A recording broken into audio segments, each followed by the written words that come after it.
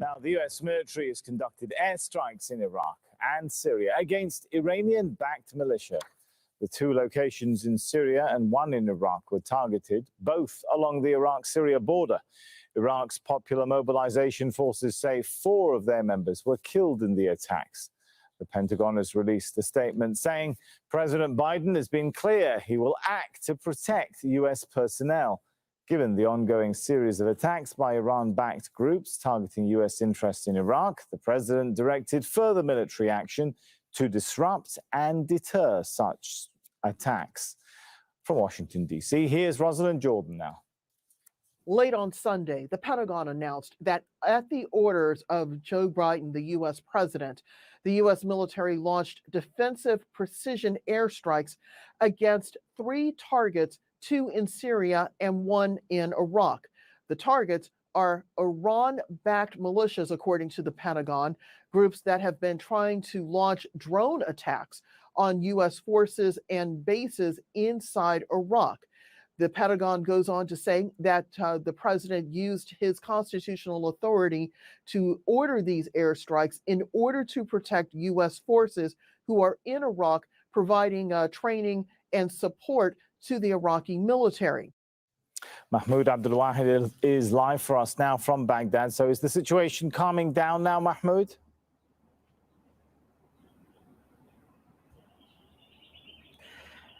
It doesn't seem so, Sami, especially with the threats coming from the popular mobilization forces and their allies.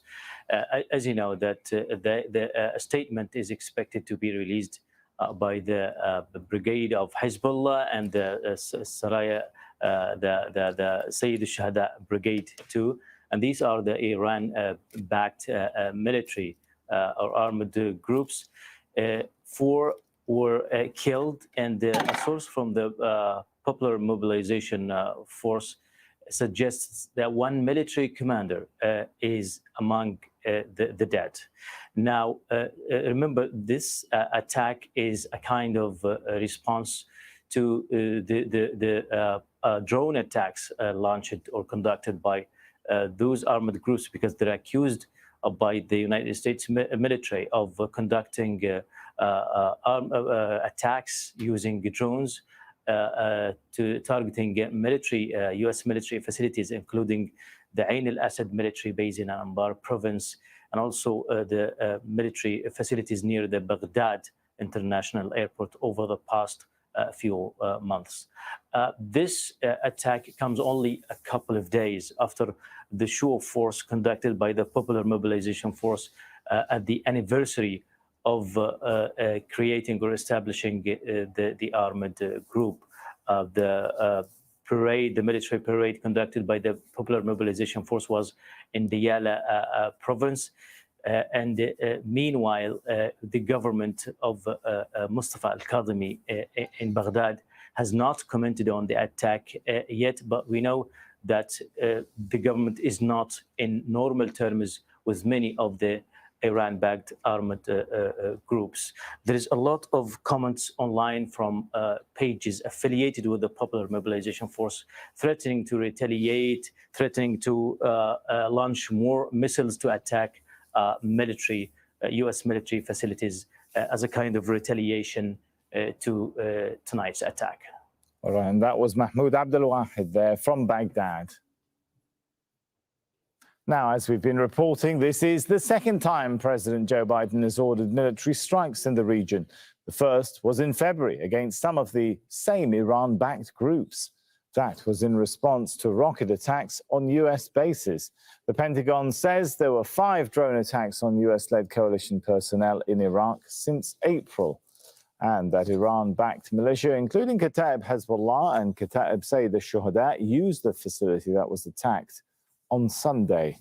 Lawrence Korb is a senior fellow at the Center for American Progress. He's also a former Assistant Secretary of Defense. He says the U.S. is keen to send a firm message to Iran. I think they're very significant because this is only the second time that President Biden has used military force. The first strike was almost exactly 4 months ago, the end of February.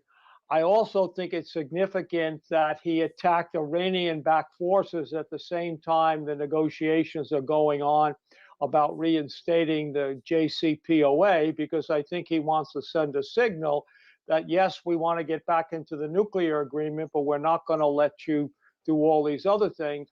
And then finally, I think it's also a signal that even though the United States is getting out of Afghanistan, we're not leaving the region. We're going to keep troops in Iraq until we can see that situation is stable.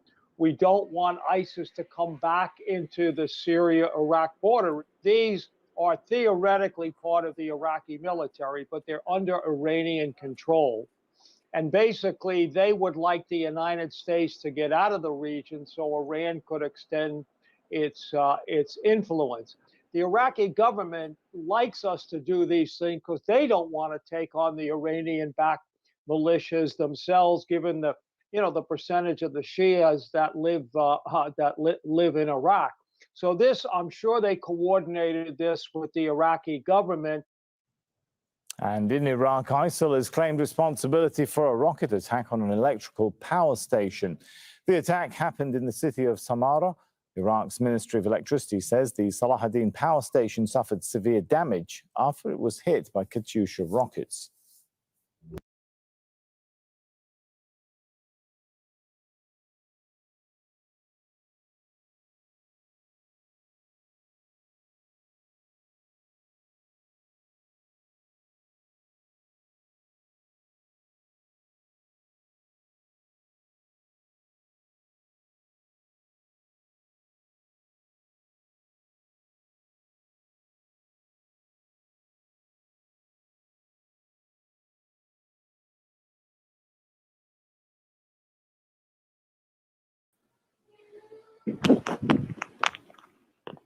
Hallelujah, hallelujah. All praises, glory now to the Most High, the owner, creator, and possessor of all things. Forever live his anointed, beloved Son.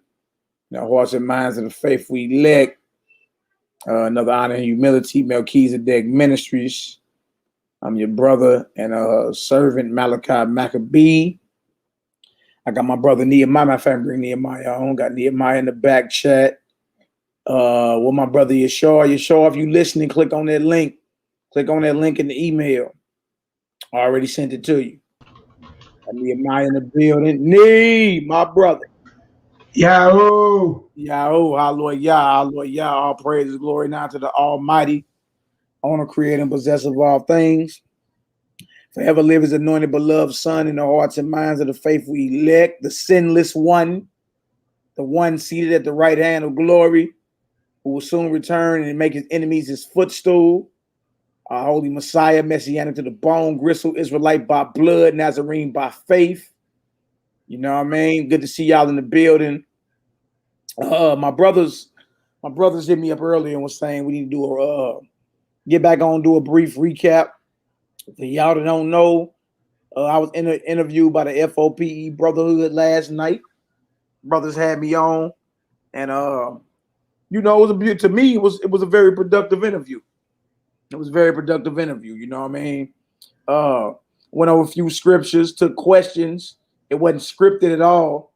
You know what I mean? And every question that came out, regardless if the person received the answer or not, every question that came out, it got answered. You know what I mean? And that's one thing our people got to get past. Just because you don't like the answer don't mean it's not an answer. Answer still came out. It just all comes down to if you're going to receive it or not. You dig? Also, JEDADIYAH, if you listening, check your email out. That G Foster email, I sent that to you. Go ahead and click on in. Now, I mean, I want to go ahead and split the screen with you brothers and get y'all on here. You know what I mean? Shout out to all my brothers on YouTube and my brothers and sisters on YouTube, my brothers and sisters on Facebook. You know what I mean? Shout out to everybody that's local listening. Shout out to my brother Rock that's over there with my brother NehemiYAH right now. Salute, King. Shalom. You know what I mean? All praises, glory now to the Most High, my brothers. So NehemiYAH, go ahead and talk to us, man. All praises, glory now, to give us your thoughts.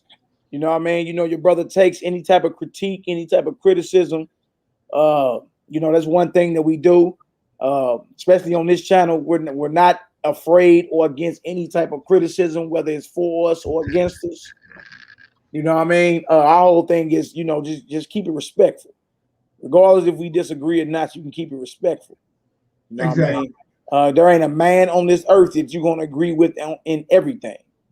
You know what I mean? Nehemiah was sending me some screenshots of some Millie Mouth Negroes last night. Negro fancy himself as my enemy or whatever.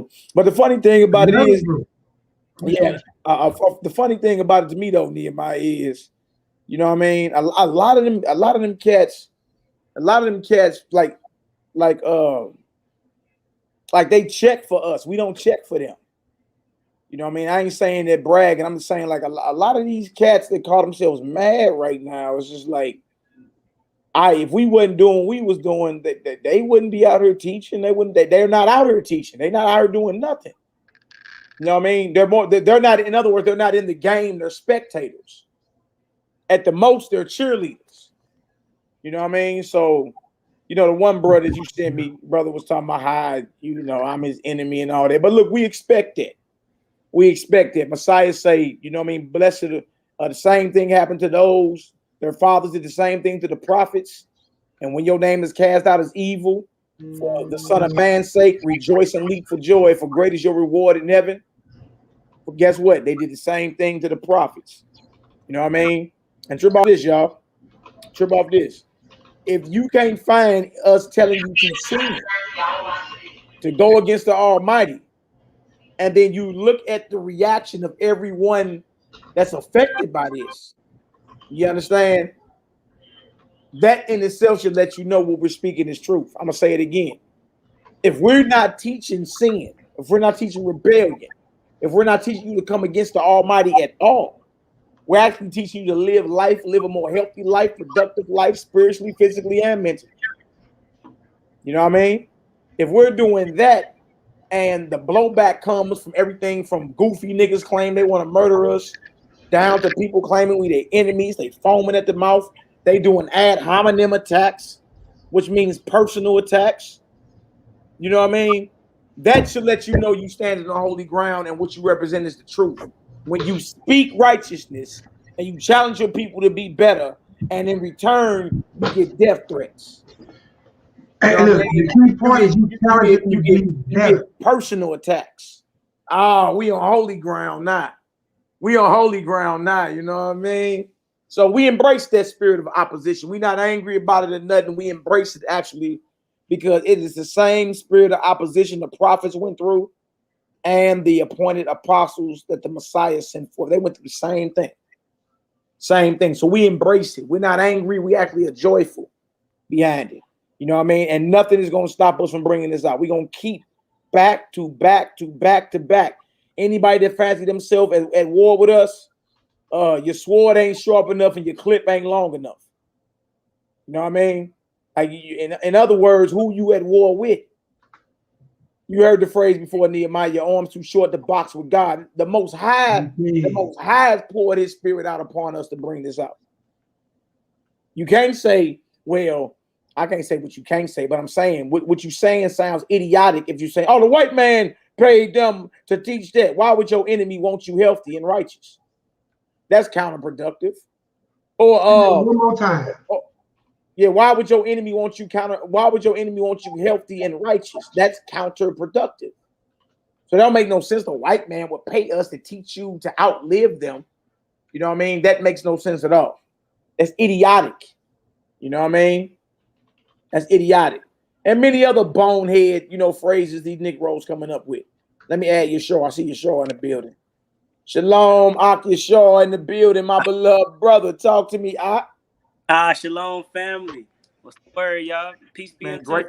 Yeah, peace be unto you and yours, brother. Grace and peace. Grace and peace. Hey, Nehemiah, did you holler at JEDADIYAH? Let me try again, bro. I'm gonna mute myself. Yeah, tell him I already sent the link through. And we're gonna be real quick though. You know what I mean? We want to go over a few things. Because one brother asked about the feeding of the masses with the bread and the fishes. I want to hit that. The brother Quanaf asked about the fish after the Messiah resurrected. We hit that. So I want to hit on him feeding the masses with the bread and the fish. We want to hit on these sacrifices and what they really about, because another brother was asking, he was saying that if the sacrifices are not what the Most High meant or wanted, then what's up with the sacrifice of the Messiah? So we're gonna go into that too. And just sit back, just basically give an overall recap. And the one emotional Negro at the end, who was basically his name was Karatazar or whatever. Basically, there's no difference in his doctrine than like the regular Baptist preacher. And for y'all that don't know, I don't know him, but I know of him. I've been watching his work for years. You know what I mean? He don't believe in any commandments. He don't believe in the Shabbat, feast days, none of it. You know what I mean? He don't believe in none of it. You know what I mean? He believes it's all done away with.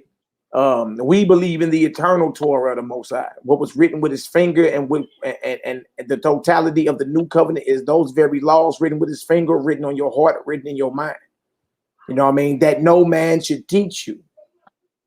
You know what I mean? So because he couldn't see the fact that you know what I mean, the leadership and the authority was actually given to James, the biological brother of the Messiah. He was the one given the authority. You know what I mean? He was the one actually given the authority in the new covenant after the Messiah resurrected and ascended. It was his biological brother James. You know what I mean? That's why Peter had to go report to him after the angel let him out of jail in Acts the 12th chapter. He had to go report to James, Acts 15. Even though Peter speaks first, James is the one that stands up and gives his judgment. Anytime anybody give a judgment, that's someone that's in authority. He gives a judgment about the situation. And what a lot of people don't realize is Paul started doing his own thing. That was his own movement. As you keep reading, you start hearing Paul saying, my gospel,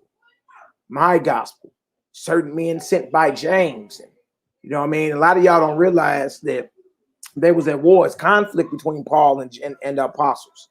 Conflict between Paul and James and them. And they're shooting shots at each other. When you read the book of James and the book of Galatians, you know what I mean? They're actually responding to one another. You know what I mean? There go my JEDADIYAH right there. Add JEDADIYAH in the building. Shalom, my beloved brother, YAH'KI. Shalom, Hebrew. Can you hear me?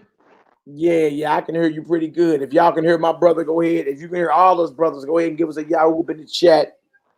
So we can go ahead and get this started. I want to say, please pray Yahweh deliver me from these lames so I don't smoke somebody, please, and forgive me. Yeah, brother, don't get in your flesh, y'all. You know what I mean? There's no reason for you to get in your flesh.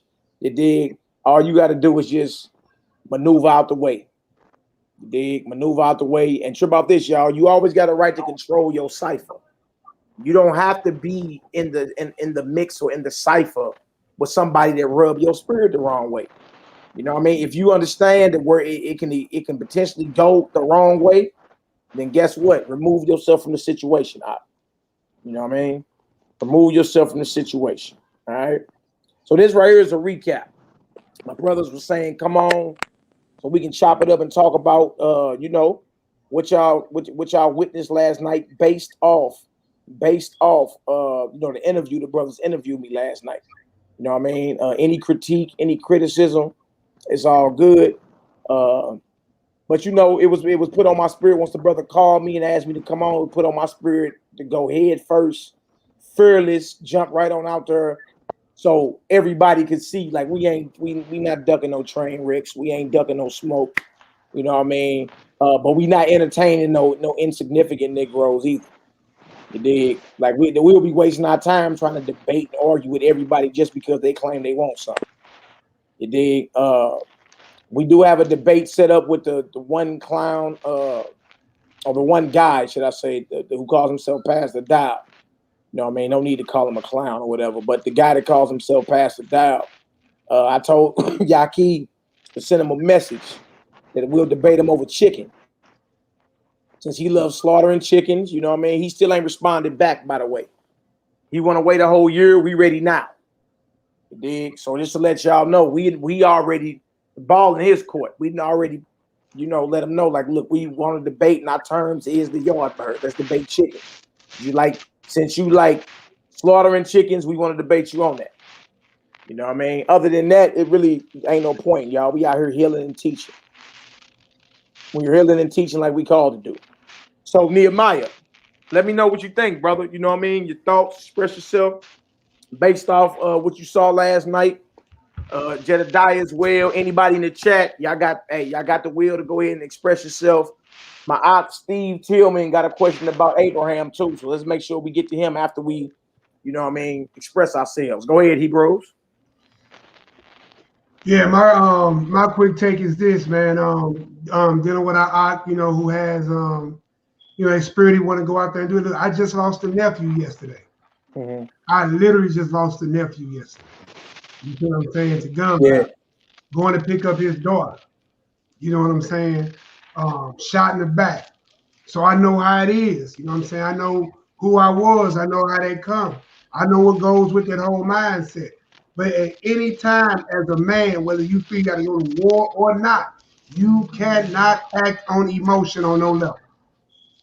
You got to remove the emotion out of it, and you have to be strategic. When we was as Israel at home in our situation, you would have to have, you know, you have your men of war or your generals or your council come and talk to you about different strategic moves when it comes to dealing with war. You just don't, oh my God, you did something to me, and onward march. You lose every time. That never serve you when you serve your emotion. And I'm not talking about you because I understand. I had to quiet my whole set of sons and nephews, everybody down. You know what I'm talking about? So I understand. You have to be mindful however you move out here. You understand? Because sometimes when you go out, one of y'all ain't coming back home. Right. You see what I'm saying? So you got to consider that as well. So, and then as far as the class, again, shout out to Elder Quinnock. I actually was on the phone with that brother that morning when the phone call came that my nephew got shot. We got off the phone. And then I had to call him back and tell him that he passed on. You know what I'm saying? That was right before Mally was finna go live. You feel me? Just getting back in town himself. So last night was good, a lot of emotion. I wish you kind of would have controlled the emotional aspect of it, because that over talking and the same respect that listen, because I ain't trying to disrespect you, but your over talk shows your disrespect. Right. You know, I mean, listen, I like how you sat back, but I just think to filter out the noise and to where you had to control, go right into told everybody DC Sniper, YAHKI, to go back and hit the things that they thought they might have had you on, bring that out, and then bring out even new revelations that us three talked about earlier today. I've been sitting on script all day today. And you know, I try to want to talk on that at the back end, or however we were talking at Daniel chapter 9. You know what I'm saying? Abomination, desolation. You see what I'm saying? And look, and have y'all chime in on that. All right. I sent that out to everybody. So if we ain't got your contact, you want to be a part of the contact, my information is in the description box. Email me, and I'll definitely get you on deck. So you can be a part of these, you know, forums and diatribes and all that. Diatribe, huh? Bro. All right, there you go, JEDADIYAH. Help yourself, bro.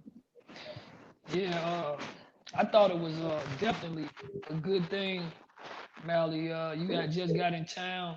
A lot of people probably don't know that, but you just in town, or you just got in town, and you went straight at it. You know what I'm saying? It was like no prep work, no nothing. Back when I used to rap, we used to call that like off the dome, like freestyling. It's pretty much that's pretty much the way you went about it, and you operated in faith. You know what I'm saying? With knowing that the disturbance or the shaking that this understanding or this revelation has caused in our nation. You know what I'm saying? So you just come out like that, you know what I'm saying? No fear. I salute you and I commend you.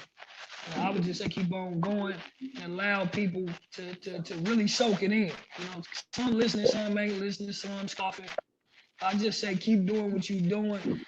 And you got brothers behind you. You know what I'm saying? When I first came into this whole Israelite thing, I came from out of Christianity. So it was hard for me to see that I was an Israelite. You know what I'm saying? Right. So now with this new revelation, this understanding, naturally it's gonna be hard for some to see it. But if they just sit back, you know what I'm saying, really sit back and let the spirit speak to them, let the Most High speak to them and listen, then I believe that they will see. Right. Right. Hallelujah, brother. You know what I mean? Yeah, I just you know, hey, when the Ruach move, you know what I mean, I like to be on board. All on board, all aboard, it's the train moving. You know what I mean? And it looked like you say it was off the top of the dome. I just drove 9 hours. You know what I mean, by the time I came right, I parked, just came right in the house, took the computer out my bag, and started sending out get my correspondence with the elder Konafa. Hey, I'm ready. Let's get it. You know what I mean? But there was a few people that hit me up and was saying they really appreciated that.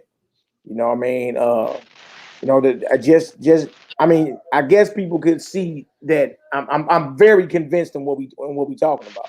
Right. You know what I mean? Hey, I'm not like, this ain't no game. This ain't for, you know what I mean, shits and giggles. This ain't for filthy lucre. This ain't for none of that. You know what I mean? No, that makes sense. Oh, you dig? And you know, all I can do for anybody that was offended, well, if y'all know me, well, y'all know. I don't know how to like false shoot nothing. I don't know how to, you know, Gregory Hines my way of be diplomatically correct about nothing at all. You know what I mean? Once I see it and what it is, that's just me. I know how to go hard body at it, and you know what I mean. All praise to the Most High Spirit. I mean, you know what I mean. So all praises, all praise, Lord. Now, you sure? Where you at? Yeah, I'm right here, Hebrew. My stuff just been tripping, man. This phone, man. Usually I be on the computer, but man, this phone been tripping. But hey, look, man. Hey, look. Like our brother JEDADIYAH said, you know what I'm saying? I salute you and commend you, brother. You know what I'm saying? That was quick fire. You know what I'm saying? That was quick fire. I'm like, yeah. I definitely appreciated it, bro. You know what I'm saying? To get on there, you know what I'm saying, and sit in the hot seat, you know what I'm saying, and let the people know that, you know, this is what it is, you know what I'm saying, and this is what we stand on. Absolutely, brother. Absolutely. And you know, and let that be like inspirational for anybody else that may be like on the fence or whatever. Bro, look, it ain't nothing to be afraid of, man. When you and that's what I wanted to say to the one guy that was saying, well, Paul said you eat herbs, you weak. Meaning weak in the faith. I was about to say to him, like, does this look like I'm weak in the faith? I'm on here by myself. And you mean weak in the faith? If this ain't full belief, what do you call it? I'm on here by myself, unscripted. Don't know what y'all. I told Quinaf, I don't even want to know what no question nobody got. I don't even want to know the question you got. Whatever question you got, shoot it at me while we laugh. You know what I mean? And all praises to the Most High, man. Of course, you know, before we ever get down with anything, man, well, you know what I mean? We always pray. You dig? And that's what I did for one life. I asked the Most High to be with me. You dig? And went to war in full faith. So all praises, glory now to the Most High. All right, brothers. I know Nehemiah, you had sent some out earlier that was very profound. I just want to remind me to answer the brother, because the brother asked something last night about Messiah feeding the multitude bread and fish. All right. What was the other one? The one about the bishop.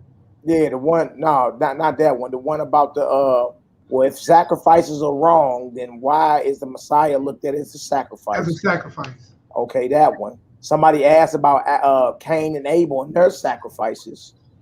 Okay. And that one about the bishop, and the bishop wasn't even in the verse he went to. You dig? Which was like, bro, you just cut yourself. And then went to Timothy as if Timothy got authority to ordain bishops. You know what I mean? The whole thing, the whole authority was coming out of Jerusalem. And I read that last night to the guy Karazar. the authority was coming out of Jerusalem. You know what I mean? James was the bishop of bishops, of all the Hebrews, of all the assemblies of the Messiah. Yeah, we got a little static. I don't know where that's from. You know what I mean? But yeah, JEDADIYAH is muted. So somebody else said something too. The poor little tink looking for exposure again. Jedediah Malek. But y'all listen to me. I know that guy. Okay, in 20, listen to me. I'm not even addressing this guy because he don't even deserve what I'm about to say. But in 2012, the guy over Kai Yeshua, Jedediah Malek, was caught up in the whole Mayan calendar end of the world mumbo jumbo. 2012, I was 7 or 8 years in this Israelite walk. In 2012, okay, this Negro came out and said that the world was going to end on the Feast of Trumpets 2012. If it wasn't 2012, it was 2010. One of them years up in there. All right. Obviously, he's a false prophet. Obviously, he never repented from that. And the nigga keep trying to run Jonah. Well, Jonah prophesied Nineveh was going to get destroyed. And it didn't get destroyed. But go read the story, poor little tank. Read the story. Everybody in Nineveh repented, and look, even the animals were put in sackcloth. You can't compare that with this world today, nor America. You feel me? So that's just him trying to, and then look, the whole nation jumped out there and hit his top, right? When he messed up. When he messed up and came out with that, right? Me as a brother that's honorable, I ain't even mention it. I ain't even mention it because everybody was kicking him while he was down, making video after video after video about him being a false prophet. I'm charged with being honorable even in warfare, but my enemies don't act the same way. So now this Negro got the nerve to start trying to make videos and try to come against my YAHKI, you dig? And then he gonna freeze a video picture of bruh holding up a book, a Hindu book about chakras. But if you watch the video, YAHKI called the book evil. He just held the book up to show they get the knowledge of the various energy points in your body out the Bible. Out the Bible. We ain't no Hindus over here. And everybody know that. Then nigga try to find, because YAHKI teach with his hands sometimes. Sometimes I do too. If you catch me and freeze a picture, sometimes you may catch me like this, or like this, or like this. Get the hell out of here, man. Like, that's what I'm saying. A lot of these niggas is clowns, and they're not even worth us mentioning. And I told the young gunner that earlier because he called me. I'm like, look, they arms too short to box with God. Jedediah Malek is, look about this, unhealthy and soft. Unhealthy and SOF capital T. And the nigga's a false prophet. And he never repented. So again, he ain't doing nothing but reinvent himself, hide for about 5 years, come back out and reinvent himself. And now the new age Israelites, people who don't know he was around back in 2012, you know what I mean, falsely prophesying, think that he's some type of guru or, the groovy guru. No, I know these guys. I know them. You see what I'm saying? So that's all look poor little tink gonna get from me. You dig? I think YAHKI gonna do something in a few hours and just, hit him and little Ty serve running his mouth too. Like, none of you guys want nothing over here. You know what I mean? And look, ain't nobody even checking for y'all when it come down to teaching. So just keep it moving, man. Relax with all that. You dig? Relax with all that. All y'all ain't doing nothing but looking for because y'all think everybody firing and honoring humility as if we ashamed. Look, we outside with our swords. We ain't ducking nothing. Check the interview from last night. I wasn't tap dancing. I wasn't ducking, and I ain't ducking nothing still. Nor or any of my brothers. NehemiYAH got the breakdown on this, y'all. And NehemiYAH don't even got all the research in the books we got. NehemiYAH come right out the Bible and prove what we saying. You see what I'm saying? So all praise is glory now to the Most High. All right. So yeah, brother, ain't none of that. You know what I mean? And let's go ahead and get her done. All right, how y'all want to start this? I know the bros was bringing out something earlier. Me, you was talking about Daniel 9. Y'all want to answer the questions and then bring out the Daniel 9 and all that? How y'all want to do this? What y'all want to do, audience? If you want to talk about that Bible verse I sent out earlier, that Daniel chapter 9. Here, let's do it like this. Let's do the Daniel 9 and what we was talking about on the phone. You know what I mean? Let's do that toward the end. All right. Let's do that toward the end. Let's go ahead and get into where the one brother asked about did the Messiah feed the masses bread and fish, as we read in the scriptures. We do read that. That's one thing. We're not saying you're not reading that in what you call the New Testament or the Gospels. You know what I mean? But I think a lot of people are unaware that there were many Gospels. There were many Besoras. There were many writings about the Messiah's life floating around during his life and right after he died. To prove that, let's go to Luke 1:1. Let me show y'all what I'm saying. Luke 1:1. It's right in your Bible that there are many versions and many translations and many Gospels.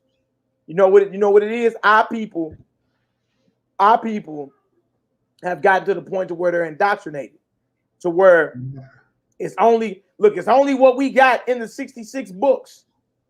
And if you would subscribe to the Apocrypha, 80 books, right? But you never ask yourself, you know what I mean, what councils was held and who got the right to claim what is heretical and what is authorized? You never ask yourself that. You know what I mean? Every word where you've been in captivity, your enemies have had your records. You know what I mean? You never ask yourself, okay, why the Epistle of Barnabas ain't in the Bible? Why the Gospel of Thomas ain't in the Bible? You know what I mean? Why the Clementine homilies and the Nazarene Acts of the Apostles? Why that's not in the Bible? You know what I mean? What are the writings of Andrew and Bartholomew and where are all the writings of the 12 apostles that the Messiah breathed the Ruach on and then gave his fiery tongues to in the book of Acts? Where are they writings at? And being that their writings are around, who decided that they were canonical, meaning accepted, and who decided what was heretical, meaning rejected? Now you got to get into church history. Now you got to get into all the councils. Y'all trip off this. There were ecumenical councils held from 325 AD, which is the Council of Nicaea, all the way up into the 1800s. You talking about 1,500 years. 1,500 years of men who mostly weren't even Israelites deciding the totality of what was accepted and what was rejected concerning your books. Y'all all know that. A lot of y'all got the pseudepigraphers, right? Pseudepigrapher. They got pseudo in it. Y'all know pseudo means false, right?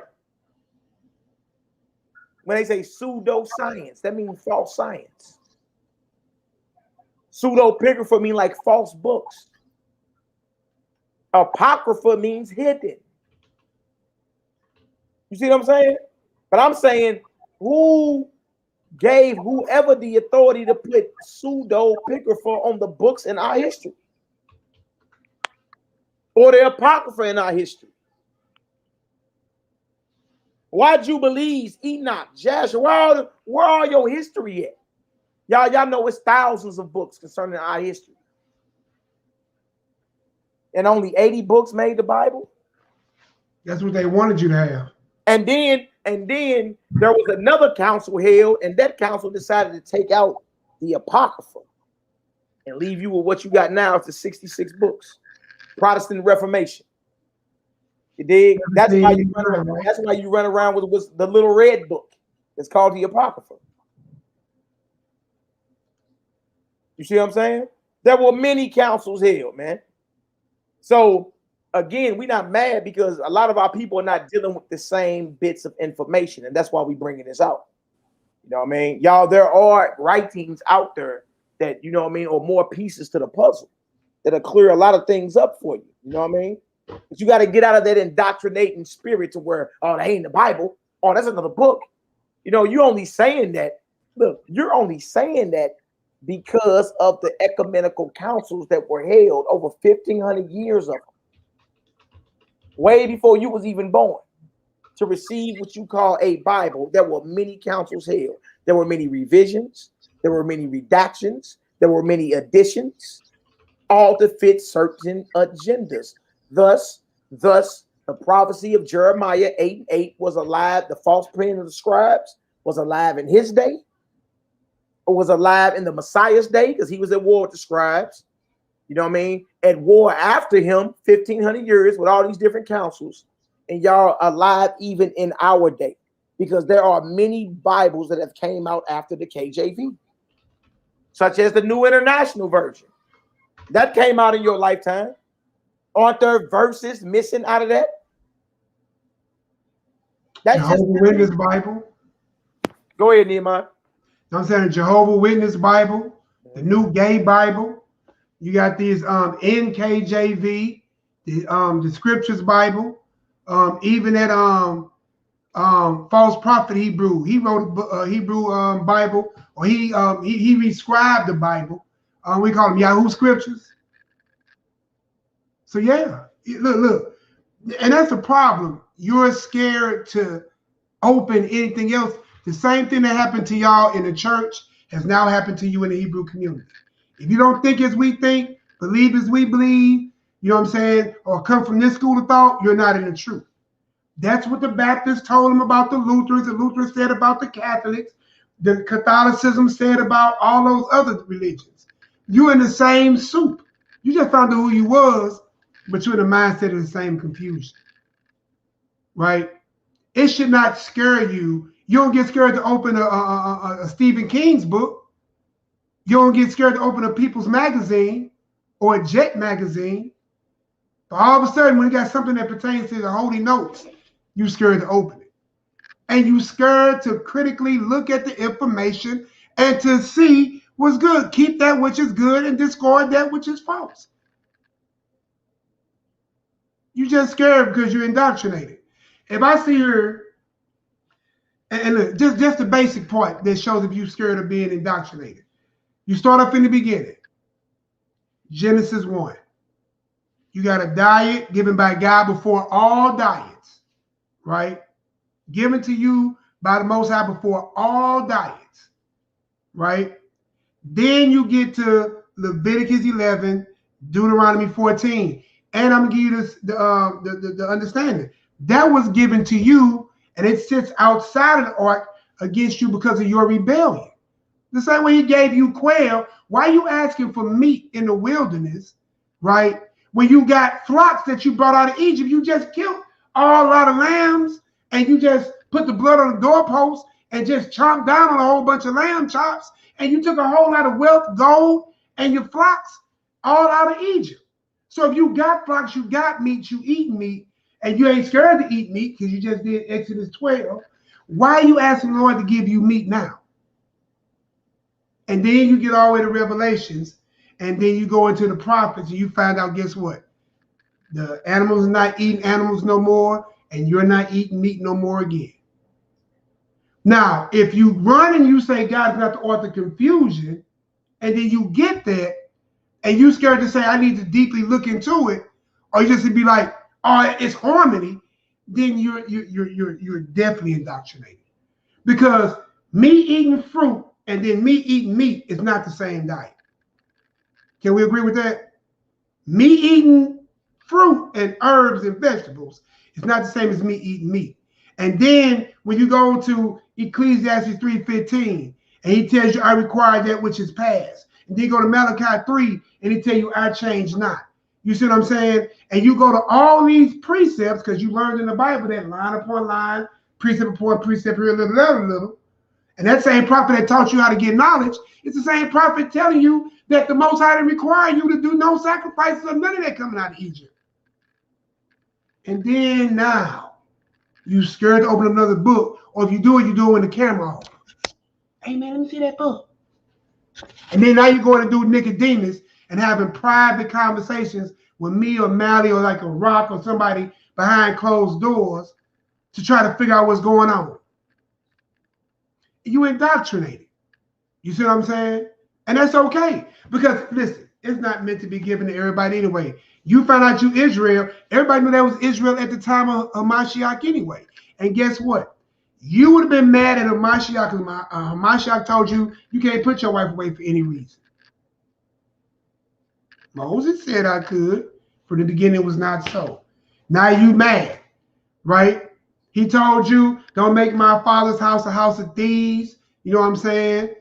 And all this, and he turned over the money tables, and he set animals free. And guess what you would have did with the Messiah? You've been mad again. Why? Because he's moving against a system that you have foreknown all your life to been passed down, right? You are the same people. When Christ tell you, ye are the people that killed the prophets, why they kill the prophets? They didn't tell them because, hey, priest, you're doing good. Israel, you're going fine. Oh, man, they was talking. They tried to kill the prophets because they told them there was idol worship. Well, if the priest was in place and the temple sacrifices are going on, how was they in idol worship? Something else is going on. But we'll discuss that by the end. You see what I'm saying? So all I'm saying is what's in the beginning is what it's going to be. He changes not. So at some point, you are picking and choosing anyway. I'll give you an example. Joseph is the father is in the Bible. Virgin birth is in the Bible. Which one you ascribe to? You pick and choose. Turn the other cheek, or look, eye for an eye, tooth for a tooth. Which one you believe? Christ was born, died, and buried for your sins, or you just Old Testament only? Pick and choose. I accept the Apocrypha, I don't accept the Apocrypha. Pick and choose. Oh, man, I deal with Enoch, I don't deal with Enoch. Pick and choose. The Sabbath is in there, but I'm done away with your Sabbath. Falsely understood. Some Israelites don't keep the Shabbat. Some Israelites keep the Shabbat. You read them, you might not get it right, but you read them both in there. You see what I'm saying? New moons and no new moons. All I'm saying is all these things are in the Bible, and you basically pick which one fits you. Instead of saying, I'm going to take the one that the Messiah took. And that's just where I'm at. And I believe that's where the brothers at here. You know what I'm saying? And we're not mad at you or hate you or don't call you bruh if you choose that guy. You see what I'm saying? Time will tell. Time will tell, brother. Time will tell. Hallelujah. Indeed. But once again, y'all, we embrace the spirit of opposition because that's the very same spirit that came against everybody that the Most High called to teach, to heal, all that. You know what I mean? But you know, we are men, so at times, you know, we be like, "What's up, then?" You dig? But we even got to check that amongst ourselves. You dig? Look. The very spirit that came against the Messiah, he actually told us to jump for joy and rejoice, for your reward is great in heaven. You understand? That same spirit that feeling threatened and that spirit of warfare and opposition came at their fathers, did the same thing to every righteous man that came before. You dig? So we even gotta, you know, have discipline within ourselves to understand when threats are being thrown out there and people foaming at the mouth and mumble mouth Negroes who ain't tough at all running their mouth. We even got to have the discipline to be like, hey, great is our reward in heaven. Hallelujah. You know what I mean? Because it ain't even about all that. You don't see the Messiah and them putting packs on, you know what I mean? Putting packs on the high priest's head. Now put a 10-pack on his head. Go ahead and hit Caiaphas real quick. You know what I mean? You'll see John the Baptist putting a pack on Herod's head. You know, man, get him hit. Dig? So we got to watch that too. You know what I mean? I'm talking about us on this side that's coming out with this revelation and coming out with this revolution. You dig? And are not teaching our people to sin. You dig? We got to be, we have to develop the discipline and the righteous spirit to be like, forgive them, Father, they don't know what they're doing. And leave it at that. You know what I mean? And that'll show, you know what I mean, who really his disciples are and who ain't. You know what I mean? Let these men get personal, man. They all get personal. They dig, but to none avail. To none avail. You know what I mean? To none avail, my brothers. All right, so first thing I want to do, I want to answer right off the gate. I want to answer this about the fish, you know what I mean, and the bread in the desert, because that's what you read, right?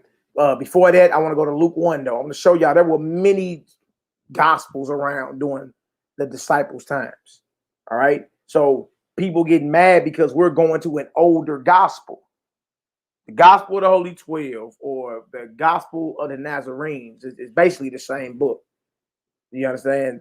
That gospel is the earliest recorded record of who we call Yahushua, Jesus the Christ. You know what I mean? This book right here.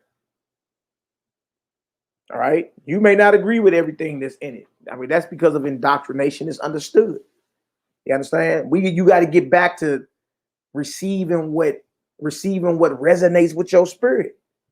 You can't receive nothing if you don't feel. If you don't feel it, you can't receive it. You know what I mean? So that's understandable.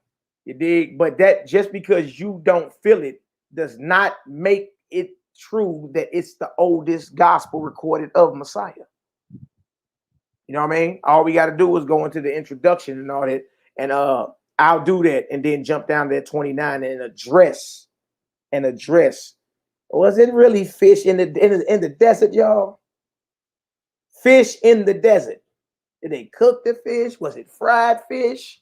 Was it sushi? What kind of fish we talking about? Jerky, baby, what you mean? Fish, right? jerky. Fish, jerky. What kind of fish was this? You never asked yourself. Did they just eat raw fish? What kind of fish were they chewing on? If we gonna run with the narrative in Matthew and John about the Messiah doing miracles, in which he did do miracles, you know what I mean? But it was of bread and fish in the desert. All right. Well, brother asked a question, and I wanted to go there last night, but Quanaf had to, he was like, all right, man, no, you answered, you cool. But no, I really didn't get the answer, so I wanted to show y'all. Look, we're not ducking. We know that you read in what you have as your authorized New Testament that it was bread and fish in the desert. All right. But according to an older gospel, that's not the case. Just like y'all, there's older records of the of the Old Testament. The Septuagint is older than the Masoretic text. Truth. That's the truth. And after that, you got your Peshitta that came out in Aramaic around the 1st or 2nd century. You got older versions of what you call the Bible. You know what I mean? All right. So all praise and glory now to the Most High. All right. So let's get this done right here. Let me show y'all this real quick. Luke chapter 1 for y'all that don't know. Luke chapter 1. Yeah, poor little Tink can keep going live, man. Let him. We ain't even gonna give him no attention. All right. Dig. He's soft. He been soft. That's all the attention he gonna get from us. We done talking about poor little Tink. All right, Luke chapter 1. Trip about this, y'all. A lot of us didn't know this was here. All right. NehemiYAH.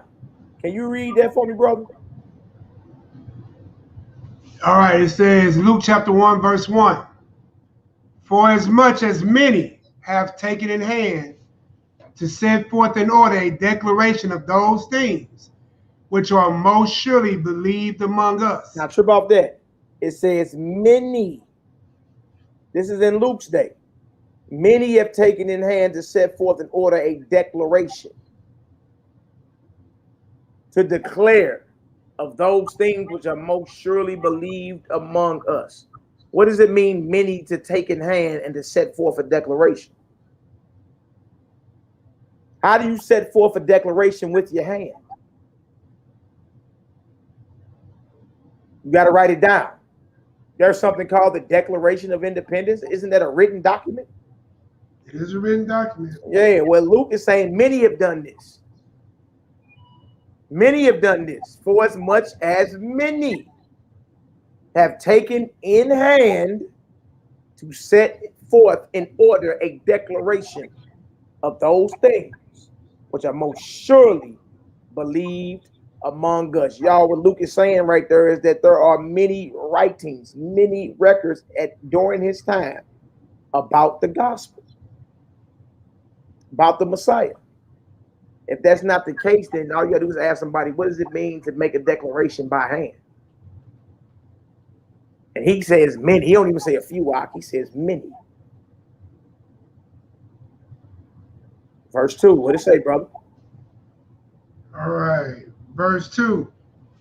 Even as they delivered them unto us, which from the beginning were our witnesses and ministers of the word. Go ahead, verse 3.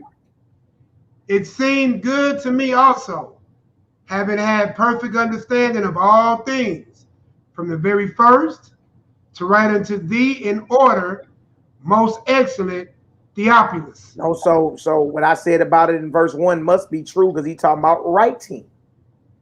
I see that. So what you have in Matthew, Mark, Luke, and John, I just want to show that real quick. What you have in Matthew, Mark, Luke, and John, brothers and sisters, even in Luke day, was not the only record or the only gospel in the earth.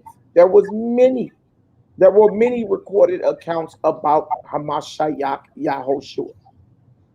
Many. You know what I mean? And look, Luke just said it. If not, how do you make a declaration by hand? What do you have to do? You got to write it. You got to write it. All right. So I went there to show that. So your own Bible says there are many versions or many recorded accounts of the gospel and the life of Messiah.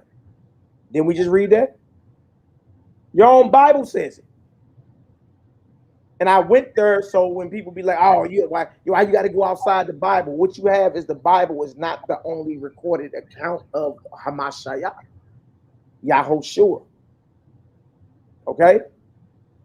That's just truth. Many books are written about him. You said what, brother? It says many books are written about him that world can even hold it. That's right. That's right. So we're about this. It's time to come down off the religious high. You know what I mean? Or rise up out of your religious stupor and deal with this from a critical mindset. That's it. All right. Now, watch this. Now I want to go answer the first question about the fish. I'm about to go to the introduction first of the Gospel of the Holy 12. I want to read that real quick. And then we're going to jump down to chapter 29. If that's cool with the brothers. Right? And then y'all jump in whenever, bro. It's all good. Y'all already know. When you go on and do that and pull it up, I'm just going to say, look, I just posted a scripture in the room, right? Again, whether it's friend or foe, what the scripture say? People don't even follow the Bible they believe in, right? Because it says clearly, Ecclesiasticus or Sirach, 19:8, whether it be friend or foe, talk not on other man's lives. And if thou canst without offense, reveal them not. You see what I'm saying? So again, a man like that who had gave you a false prophecy back in the day would be a dead man right now. He wouldn't even be live. So treat him as such. Right. Keep it moving. That's all you got to do. Hey, look, what a lot of these mumble mouth Negroes ain't figured out, Nehemiah, is this. The more y'all talk about us, the more your people won't come over and listen. Because you know why? They want to hear the next thing you got to say. Exactly. Howard Stern even said that. He said the largest part of my following are the people that don't like me. Why?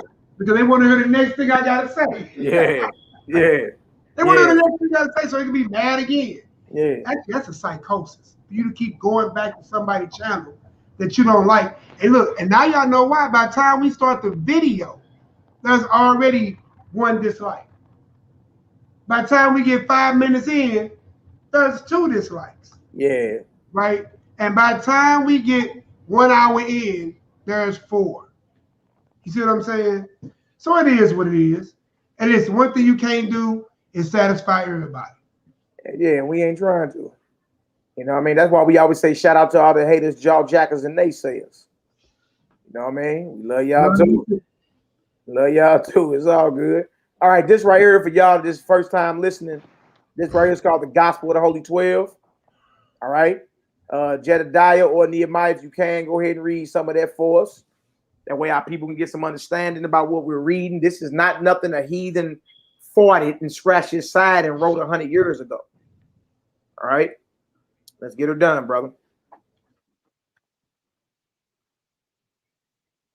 Who got it? What's up, nigga? You want me to get it? Yeah, it's small. I'm on my phone, so it's small. But Okay, let Nehemiah get it then. Yeah, it's small on my screen too, but I'm gonna go grab my book. Hold on. I get it. It's a Origins of the Gospel of the Holy 12. Yeah. The gospel record is the recovered document from which the four gospels as we have them today were built upon. It was the first formulated life of the Christ and was written by St. John about the year 70 AD when he was imprisoned in Rome and given page by page to one he could trust. Now trip off that. Trip off that. All right. So this right here is the origin of it, and it's saying it was written by one whom the Messiah breathed the Holy Spirit on. John the Apostle. John who wrote the Gospel of John. John who wrote 1st, 2nd, and 3rd John, and even Revelation. All right. All right. Is recovered document in which the four Gospels, Matthew, Mark, Luke, and John, as we have them today, were built upon. What you have today is Matthew, Mark, Luke, and John was built upon this gospel right here. All right. And was written during the 1st century, right around the fall of Jerusalem. All right, go ahead. When the scrolls was completed, and after its content had been made known to the apostles, it was taken to Tibet by the same disciple who left it in the care of the unnamed Lama here. Here it remained until a friar named Placidus visited the monastery in the 1870s and asked if he might show it to the church authorities in Rome. Go ahead. And also, to just speak on that a little bit, Christ, from age 13 to around age 30, you really have no writings of him. Or you would think you have no writings of him, but you actually do. It's a bunch of writings out there that speak about that time period in his life, and all those writings come from out of Tibet. Yeah, yep. We'll do a class on that too. The childhood of Yahshua the Nazarene. That's one of them chapters in the. Yeah, go ahead, bro. A lot of that time in his life, he was in that area. In the area of Tibet. That's right, brother. And then look, you know what? I want to say this too, because I heard somebody, they was like, "Oh no, it was in Tibet. You can't listen to that." But look, a lot of your biblical records, majority of them come out of the catacombs in Rome. They come out of the catacombs in Rome, don't they? So if you can accept biblical books out of the catacombs of Rome, what's the difference between Rome and Tibet? What do you mean? Don't be hypocritical. All right, go ahead, Hebrew. What else we got? The scrolls were then given to him, and on the way home, which took a long time, he translated a portion of it into Latin. And on his arrival in Rome, read it to the assembled cardinals. At first, they were impressed, but as he proceeded to reveal the contents, they realized that to make it known would discredit the church, which had, during the Council of Nicaea, eliminated from the gospel the master teacher about the love and care of animals and about abstaining from eating flesh foods. And so the scroll was hidden away in the archives of the Vatican, where it remains to this day. Y'all see that? He's saying at first it was received, but then when they realized, oh no, this goes directly against what went down at the Council of Nicaea. This would discredit the church. This would discredit the church because it goes directly against the Council of Nicaea, which was the first ecumenical council, which in 325 AD, and the last one, y'all, was like in the 1870s, I believe.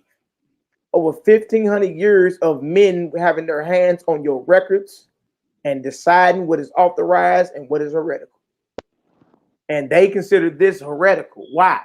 Because the master had love and courage, not only for man, but for even the creation of the Most High, other creation of the Most High, the fellow creatures or the animals, and the abstaining from eating flesh pots. Yeah, but that makes sense because when we come out with this, it rattled Israel, boy.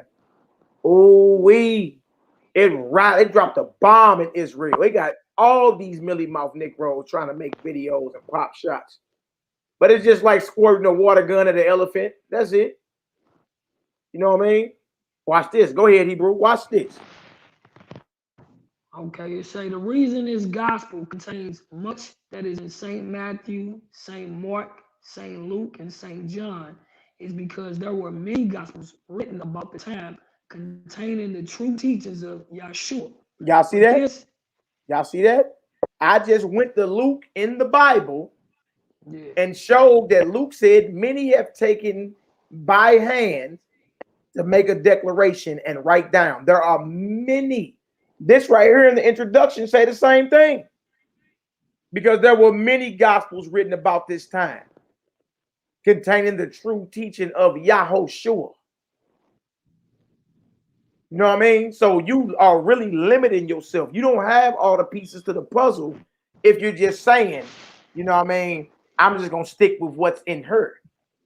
You dig? Because y'all, there were many accounts of the life of the Messiah. And that's why a lot of the stories are similar. You know what I mean? That you read in the Gospel of the Holy 12. But what's beyond different and what's radical and got everybody shook up is the abstaining from them flesh pots. Yeah. You know what I mean? And look, let the animals live, man.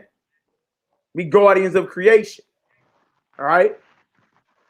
What else to say? But this was the what? We talking about, hey, Maccabee, we talking about the creator. What you be saying? The owner, creator, possessor of all the heaven and the universe. You can't contain all that power in one book, man. Yeah.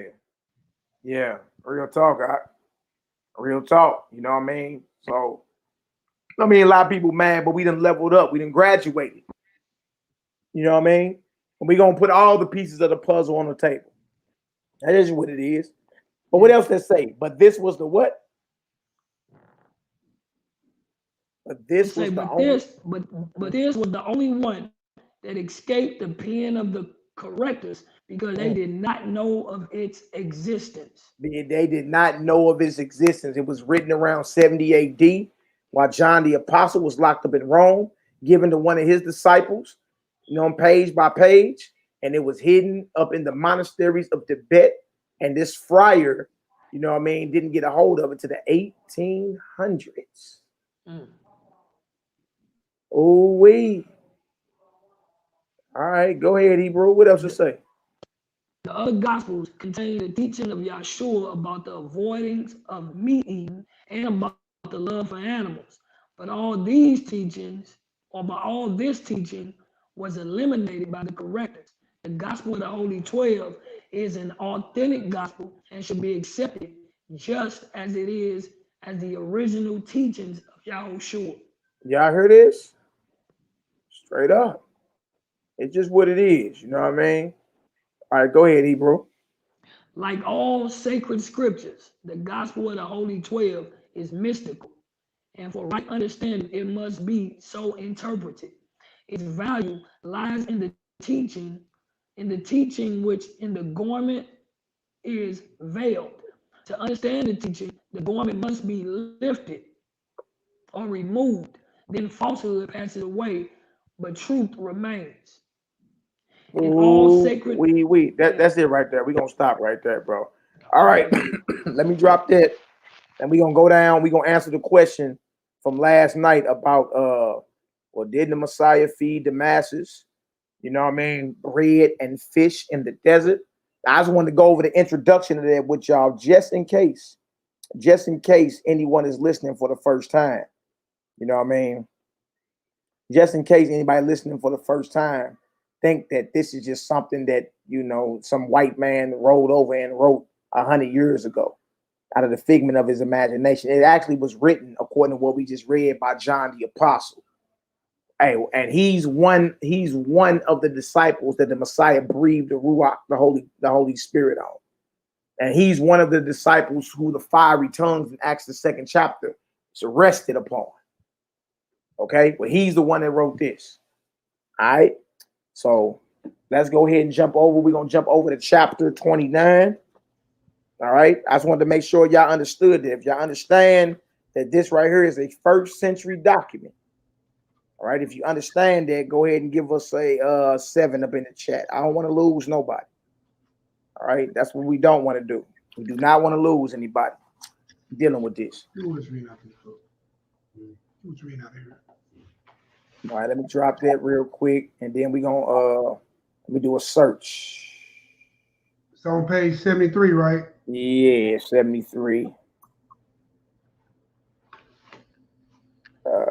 Y'all, don't be afraid. Listen, the people who talk mess about you looking at other books are the same people that pick up Jash and Apocrypha, are the same ones that pick up Enoch, and the same ones that read out of the pseudos, and the same ones that go to Josephus, and Josephus came from a Greek perspective, even though he was a Hebrew historian. So what I'm saying is, don't let people get you with hypocrisy. If you're saying close this book, then let's be fair. Close all other books except for 66. And look, in the 66, it talk about a whole bunch of other books that you ain't even got. And Joshua got conflicts with the KJV. Exactly. Yeah. And the Bible tells you to read from the book of Joshua. Come on, man. All good. I'm just saying, just don't be hypocritical. And listen, you can never complete a puzzle if you think that your history came out of 1611 and that's where it started at. No doubt, brother. It can't be from there. Listen, Israel is older than 1611.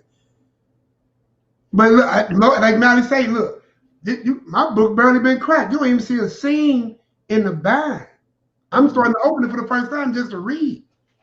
You know, so I can read from here while it's on screen with y'all. Yeah, read it on the screen, just in case it's a little bit. Sometimes it's worded a little different. Read on the screen if you can. All right, well, let me make my screen a little bigger then, bro. I know what to do. I got 2 tabs up anyway. There we go. We're gonna read 1 through 9. And this is the answer the brother's question from last night. I didn't get a chance to get it because Quinaf was like, "No, you already answered it." You know what I mean? I told him what it was, and this is in an older version. It's not bread and fish; it's bread and grapes, which make more sense anyway if you think about it, y'all. It was in the desert. I mean, what kind of fish? What it was? Fried fish, broiled fish, raw fish. Fish you talking about? Unless they had 5,000 fires going. You know what I mean? Let's get her done, bro. And look, ain't nobody starting no fire in the desert. It's already hot. Oh, wait. Chapter 29, election 29, gospel of the Holy 12, the feeding of the 5,000 with 6 loaves, 7 clusters of grapes, and healing the sick. Let's get it done, Nehemiah. Verse 1. And the feast of Passover drew nigh, and apostles and their fellow gathered themselves together unto Yahushua and told him all things, both what they had done and what they had thought. And he had said unto them, come ye yourselves apart into the desert place and rest a while. For there were many coming and going, and they had no leisure so much as to eat. Right, go ahead. And they departed into the desert place by ship privately. And the people saw. And the people saw them. Okay. People saw them departing, and many knew him and ran afoot thither out of all cities and outwent them and came together unto him. Come on.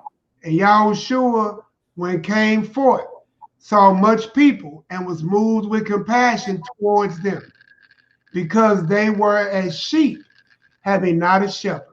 Go ahead.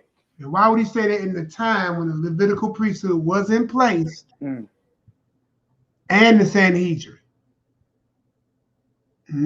Stage is set. And the day was far spent, and his disciples came unto him and said, this is a desert place, and now the time is far past. Send them away, that they may go into the country, round about into villages, and buy themselves bread, for they have nothing to eat. Go ahead. He answered and said unto them, give them to eat. Give ye them to eat. Go ahead. And they said unto him, shall we go and buy 200 pennyworths of bread and give them to eat? Notice he ain't talking about going to slaughter, drain blood, choke, or cut, set fire. You know how many it would take to feed 5,000? How much blood would stay in the sand with that? How much blood would it take to feed them to stay in the sand with just regular flesh, as you would call it, like, lamb or something? But even with fish, that's a lot of fish. And you got to have some way to prepare it unless they ate it raw. Absolutely. Make it make sense. YAH, the Way, the Truth, and the Life. You can get that off Amazon, or we can put the PDF in the chat. You just had a PDF on your computer or your phone.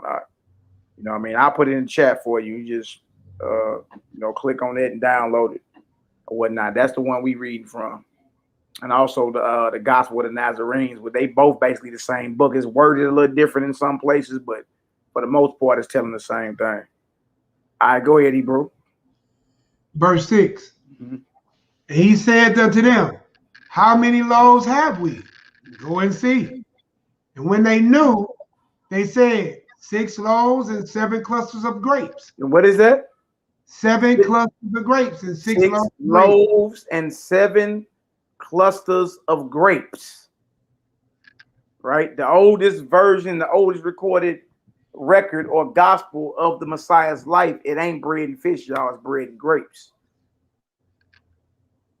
You know Which what I would mean? make sense if you in the desert, because you would need some type of hydration.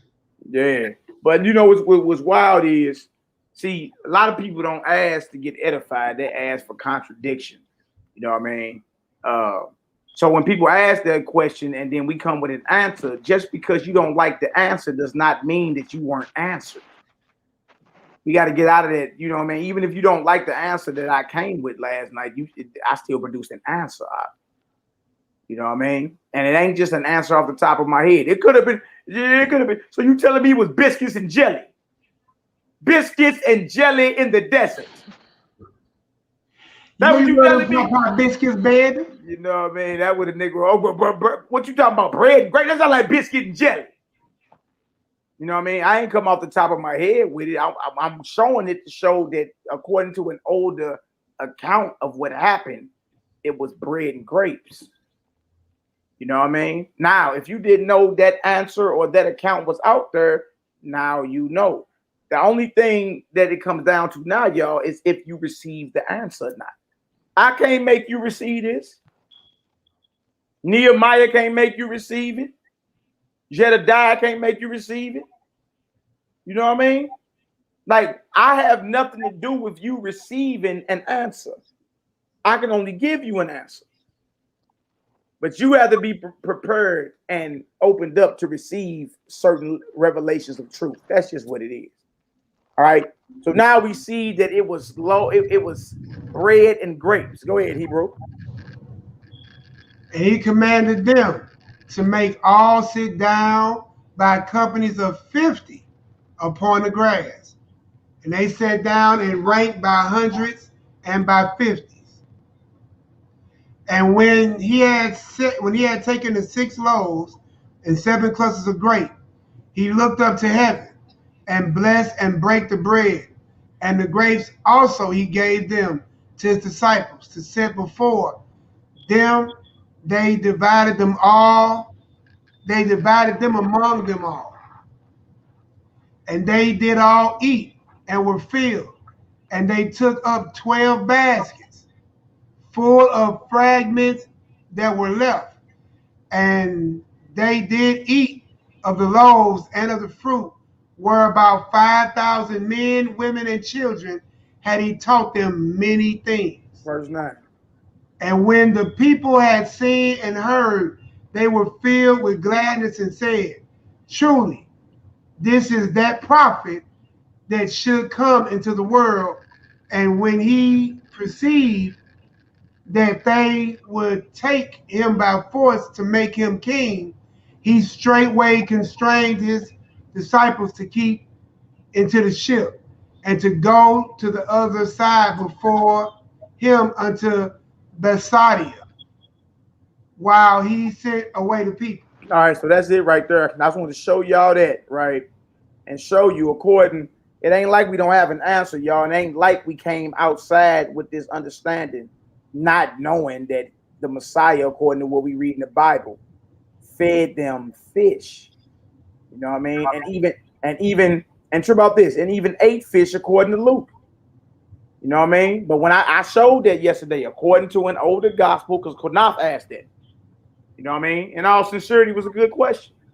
But after his resurrection, guess what? According to the oldest record, it wasn't fish that he ate after he resurrected. You know what I mean? It was, again, some dried fruits, it was some bread, and it was some herbs. And he said, that'll suffice, let's eat. You see what I'm saying? So what I think it is people mad, you know what I mean? And they're rushing to lick, you know what I mean, their so-called chops, as if we rushed outside with this and didn't consider the matter and didn't study it. No, we studied it. You know what I mean? And the thing is, only thing it comes down to, y'all, is are you going to receive the answer? You may not like the answer. That's understandable, but are you going to receive it? That's all it comes down to. And we can't force you to receive that. But there is an answer to the question you had. Well, if you talking about flesh eating being so bad, then why did the Messiah feed them bread and fish in the desert? Why did the Messiah eat fish after he resurrected? Okay, that's a good question. Then we go show that according to something that's older than what you received is, you know what I mean, the Gospels, it wasn't that. It was something different. You know what I mean? At that point, it's up to you to receive that. All right? So it's all good, man. All praise and glory now to the Most High. All right. The next one was about, all right, the next one is about the Cain and Abel. You know what I mean? Because you got in Genesis 4 that Abel brought the sheep of his flock, and Cain brought the inferior fruits of the ground. And the Most High was pleased with Abel's sacrifice, a bloody sacrifice, right? But rejected Cain's grain offering or fruit offering. That's what we got in Genesis, the 4th chapter, right? Now, where I'm about to go next, a lot of the brothers that came up and studied with us, they read this. We about to go to the book of Adam and Eve next, all right? A lot of the brothers that read and came up with us under our school of thought, they have the book of Adam and Eve. All right, so we about to go examine out of the book of Adam and Eve. You know what I mean? And y'all, if it conflicts, it just conflict. All you can do is decide what side you on. All you can be on some, you know what, that makes sense. Grapes in the desert and not raw fish. You know what I mean? Dang, that okay. Well, if the Most High don't like all that, like he's saying in the mouth of his prophets that he don't require burnt offerings and sacrifices, why did he accept Abel's sacrifice? That you naturally ask that. You know what I mean? Like, hold on, he's saying he don't like burnt offerings and sacrifices and sin offerings and all that, right? Then why did he accept Abel's sacrifice in Genesis 4? You see? Now, let's go over here. Now, look, again, we can't force you to receive it. All right? All we can do is give you the answer. And to me, it makes more sense that the Most High, that Abel didn't bring a bloody sacrifice. I mean, to somebody else, it may not make sense, but to me, it makes sense that he didn't bring a bloody sacrifice. You know what I mean? And the reason I say this is because when you get to the book of Jubilees, you know what I mean? Adam himself brought his offering was a grain offering. It was an oblation. It was not the flesh of dead animals.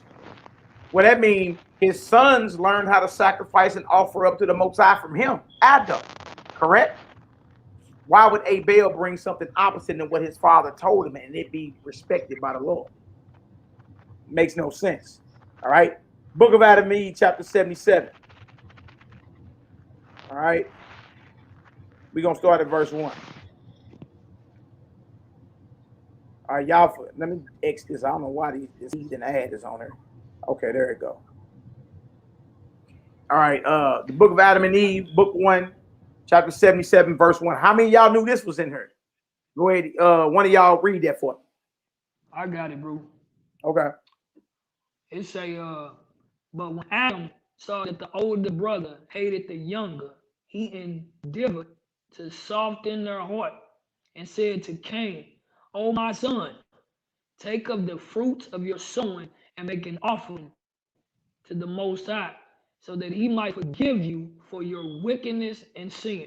Trip off this, right? So Adam see it, and he didn't say go kill some flesh. What did he tell Cain to do? Take of the fruit of your sowing. Sowing means planting, y'all. Take of your crops and make an offering. You know what I mean? To the Most High, that he might forgive you for your wickedness and sins. A grain offering, basically. Right? Verse 2. Verse 2. He said also to Abel, take some of your sowing and make an offering and bring it to the Most High, so that he might forgive you for your wickedness and sin. Verse 3. Then Abel obeyed his father's voice, took some of his sowings and made a good offering, and said to his father, Adam, come with me and show me how to offer it up. Mm-hmm. And they went, Adam and Eve with him, and they showed him how to offer up his gifts on the altar.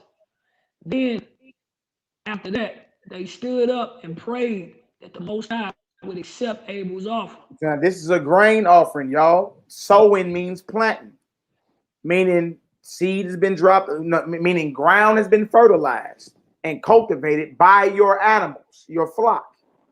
Okay? Seed has been dropped in fertile ground. Crops have grown. All right? And guess what? Now Abel is asking his father, will show me how to properly offer this to the Almighty. Notice it's not a bloody sacrifice. But we got in Genesis 4, it's a bloody sacrifice, don't we? We. And I dropped this on Facebook a while back just to see if people could see it. You know what I mean? Hey, what's the difference in Genesis 4 concerning the offering of Abel and Cain and the book of Adam and Eve? Because I know a lot of our people read this. Do y'all know Nick Rose was on there trying their best to make it harmonize? And I'm like, y'all going too deep. Well, it's about the intention of the heart. I said, I'm not even asking about all that.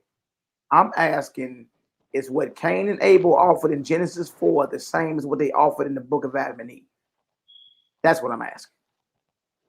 And y'all, our people have been so indoctrinated, they actually was trying to make this fit. In Genesis 4, Abel offers a bloody sacrifice. Cain offers grain. The Most High accepts Abel's bloody sacrifice and rejects Cain.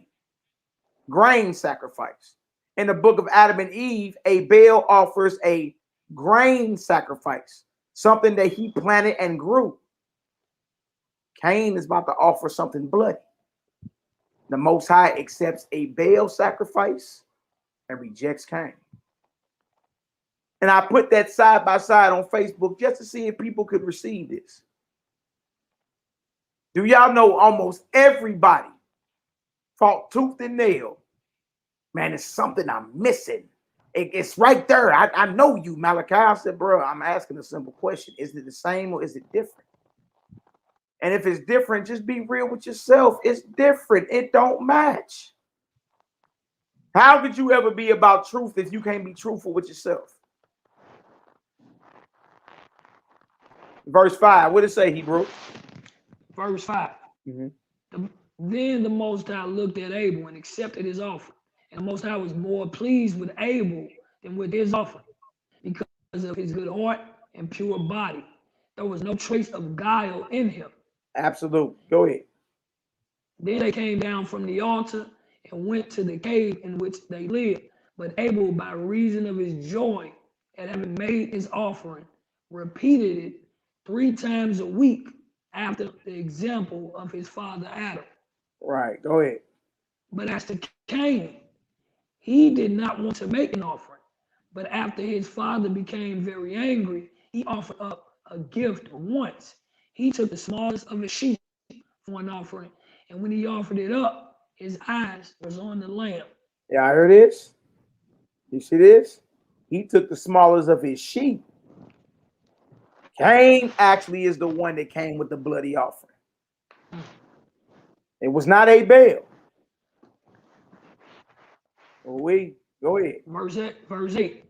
Therefore, the Most High did not accept his offering because his heart was full of murderous thoughts. His heart was full of murderous thoughts. By slaying a lamb, he learned to slay his brother. Learn behavior.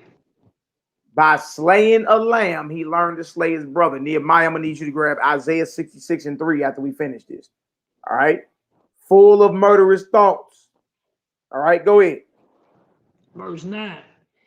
And they all thus lived together in the cave in which Eve had brought forth until Cain was 15 years old and Abel 12 years old. Oh, wait. All right, that's it for that. That's it for that. All right, let's get on back to this. You know what I mean? I wanted to answer that because the brother was saying that, well, you know, according to this, you know, Abel was the one that brought the bloody sacrifice and it was accepted. Actually, it was opposite. And the proof it was opposite. If you get into Jubilees and you'll see that Adam, who taught his sons how to properly offer to the Most High, his offering was a grain offering as well. It was not a bloody sacrifice.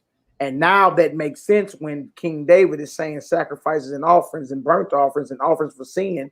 The Most High don't desire them, nor do he require them. You know what I mean? Psalm chapter 40. Yep. If you can, let's get Isaiah 66 real quick. Isaiah 66, 1 through 3. Hallelujah. I'm going to pull it up. Hold on one second.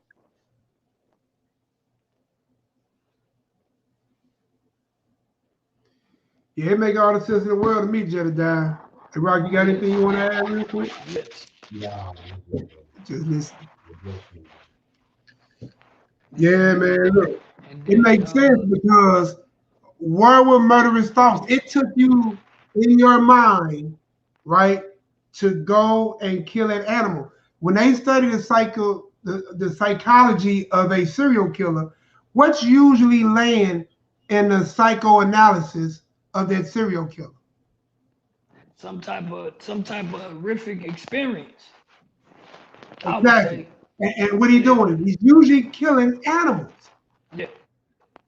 Most psycho killers have a history of killing animals. You ever tripped off of that? Yeah, they do Most like of your squirrels and rabbits. Yeah. Most of your serial killers are most of your psycho killers are those who used to kill animals. That's where they start their training from. They murderous thoughts come from killing the animals. Yeah. Right? Or they kill their pets, or they abuse their pets. You see what I'm saying? They beat their dogs, or they strangle their cats, or any of those natures. So it makes sense for him to have murderous thoughts because he had to think to himself, I'm gonna go kill this lamb. And then not only that, he didn't give the Most High the best of it.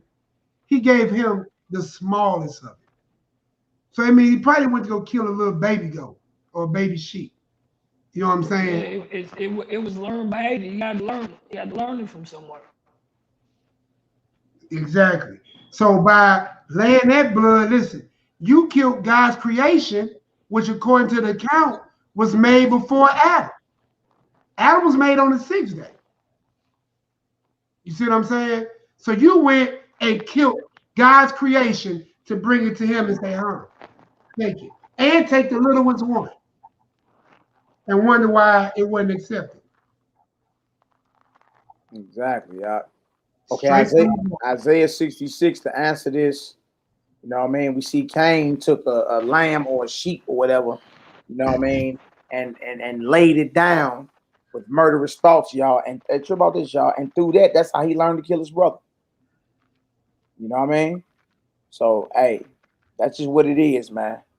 But I wanted to make sure we answered what I didn't get a chance to totally address yesterday. But it was all good, man. I felt good going in and finishing and doing that deal. You know what I mean?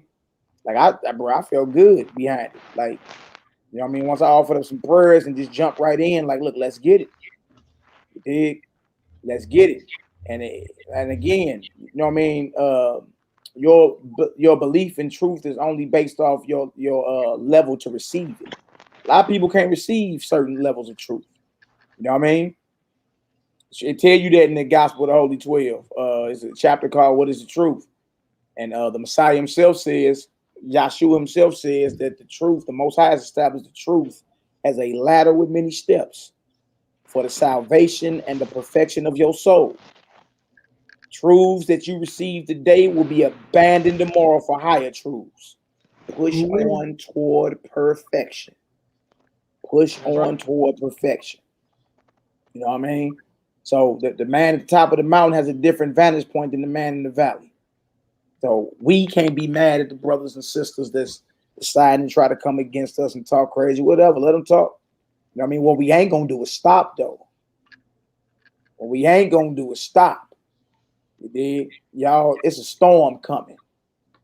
And look, we got plenty, you know what I mean, of ammo. It's just what it is. You know what I mean? So let's get her done.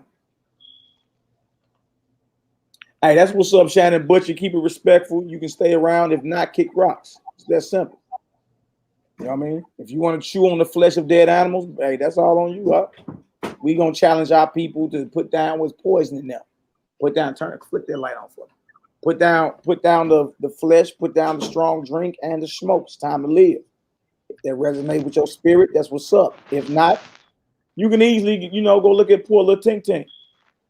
You know what I mean? Or anybody else that agrees with your bloodlust to chew on the flesh of dead animals.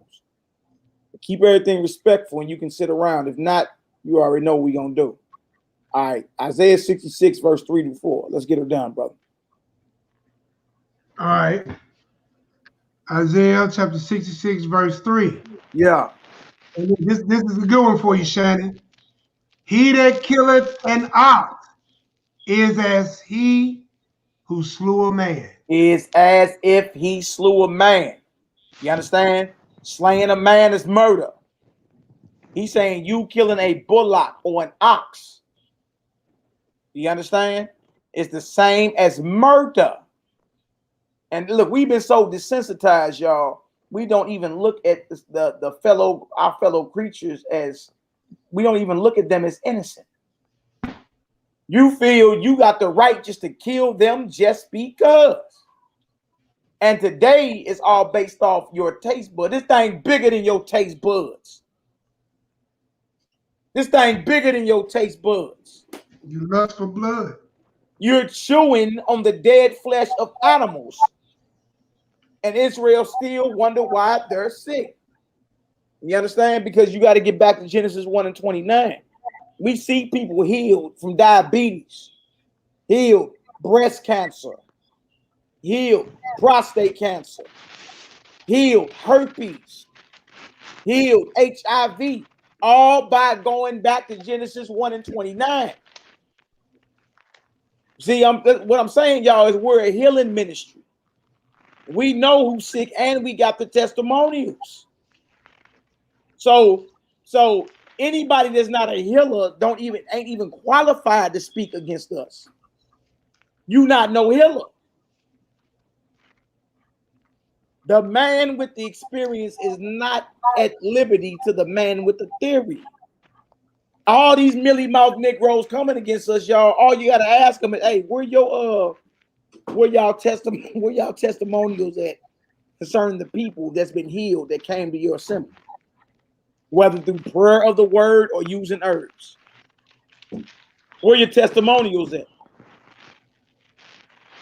We know it's healing our people. Prescribing to the eternal dietary law found in Genesis 1:29. We know it's healing our people. Period, point blank in the story. So anybody just putting their mouth against us as if we're lying, you understand? All y'all do is ask them, who y'all done healed? And look, any healing comes by way of the Most High. Any healing comes by way of the Most High. It don't come by us. All right? So we're going to give praise, glory, and honor to him. All right? All right, let's get her done, Hebrew. And then look, bro, you sitting there trying to post, but it's funny. You ain't post Genesis 9, right? Where he told you that every moving thing that liveth shall be meat for you. So look, bro, look. What you're doing is showing conflict. You don't even know what you're doing. That's exactly what you actually helping our argument for the people who actually sat here and been listening. Yeah. Because do me a favor, Shannon. Post Genesis 9 and 3. And I want to see you walk outside and grab you a kitty cat and go chew his neck off. Bro, trip about this. What we reading right now proves it's conflict with what he just posted. Exactly. That right there just said he that killed an ox as if he slew a man. So we got the prophet, we got the Most High speaking through the mouth of Isaiah the prophet saying he ain't down with the killing of the animals for the chewing on of the flesh pots. Then you got scriptures that say it's acceptable. All you can do is decide what side you own, Shannon. That's it. All right, let's finish this though, man. Let's not even worry about whatever somebody talking about. Let's do this. Isaiah 66, 3 and 4. All right, let me get back to the Bible I had open. All right, here we go. Verse 3 again. He that killeth an ox is as if he slew a man. And he that sacrifices a lamb as if he cut off a dog's neck. Oh, wait.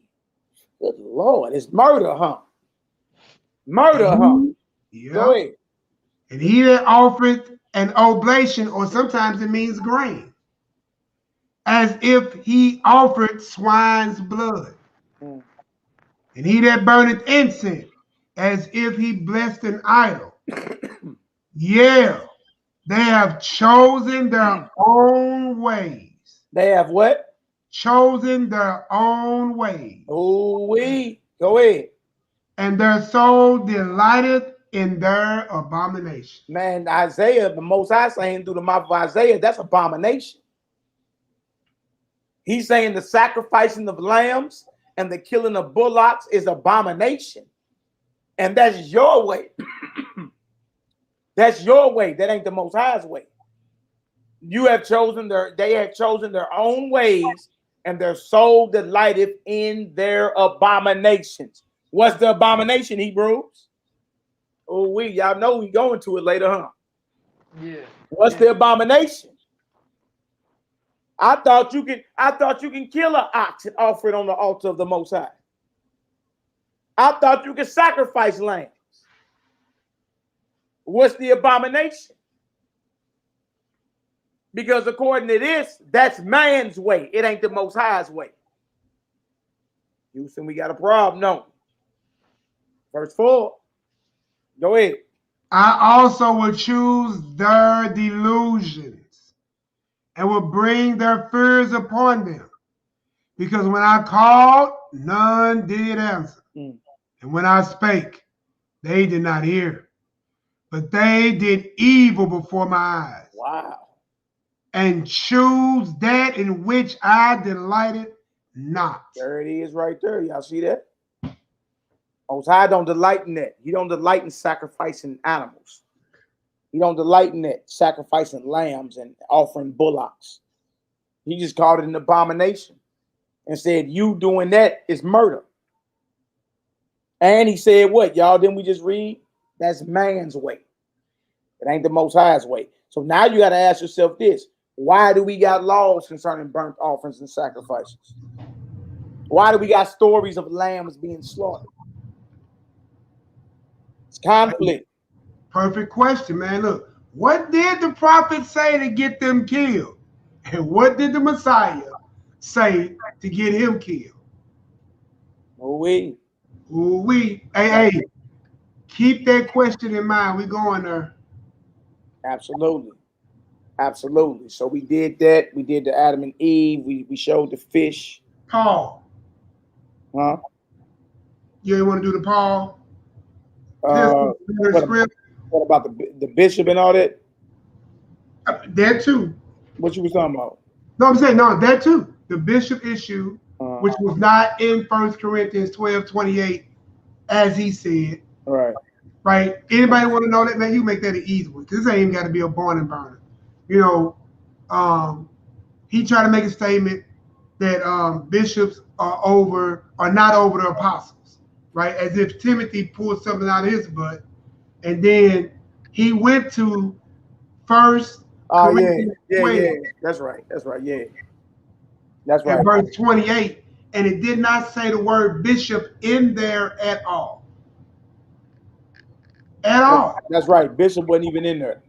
You know what I mean? Bishop wasn't even in there. And what I was showing was the fact, you know what I mean, that James actually, the brother of Messiah, was actually the authority, you know what I mean, of the new covenant after the Messiah resurrected and ascended. The proof is Acts 15. He went to Acts 15 and did this. He went to Acts 15 and went earlier in the verse and showed that Peter was the first one to stand up and speak. He did. But what he didn't show y'all was in Acts 15, verse 13 to 20, James is the one giving the judgment.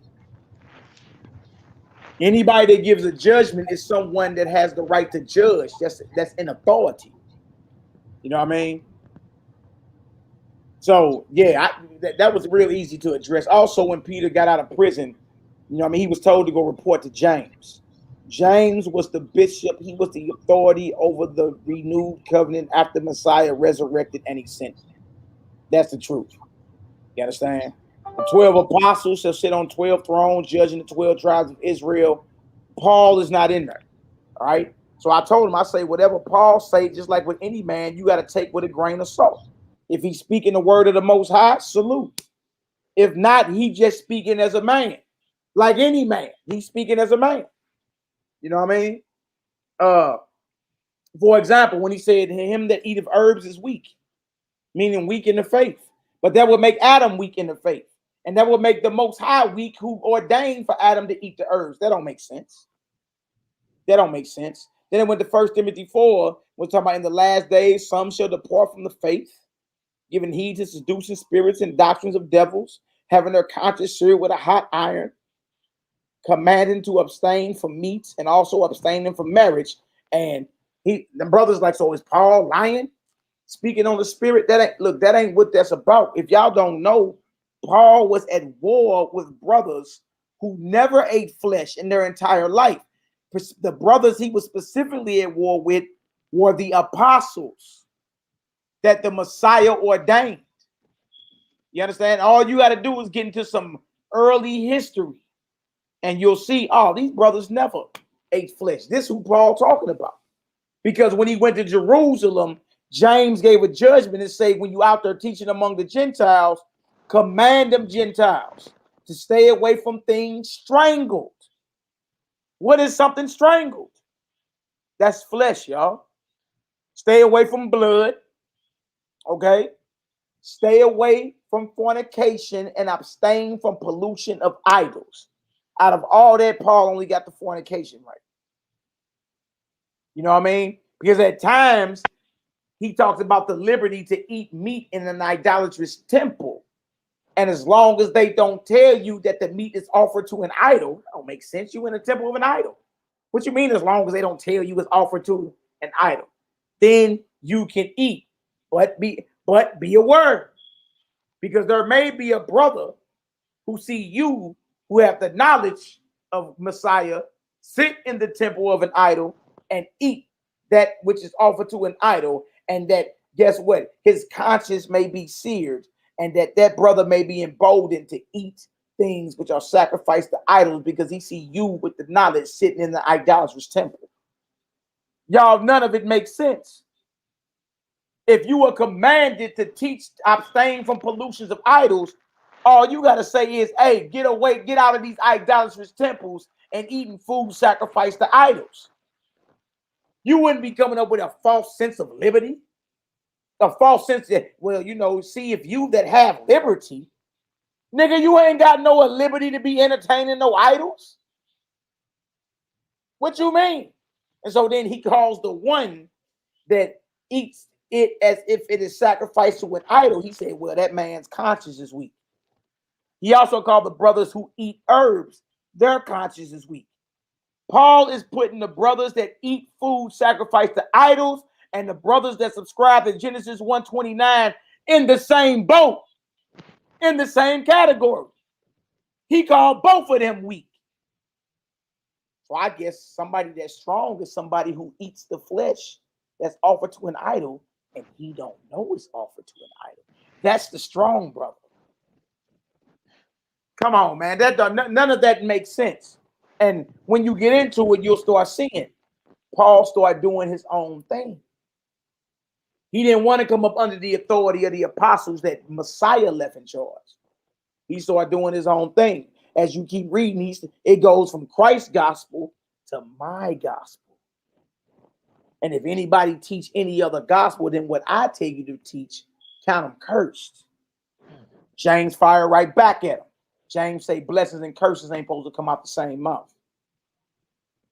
Paul said, you know, what I'm supposed to be doing, I'm not doing, and what I'm not doing, I'm supposed to be doing. Oh, wretched man that I am.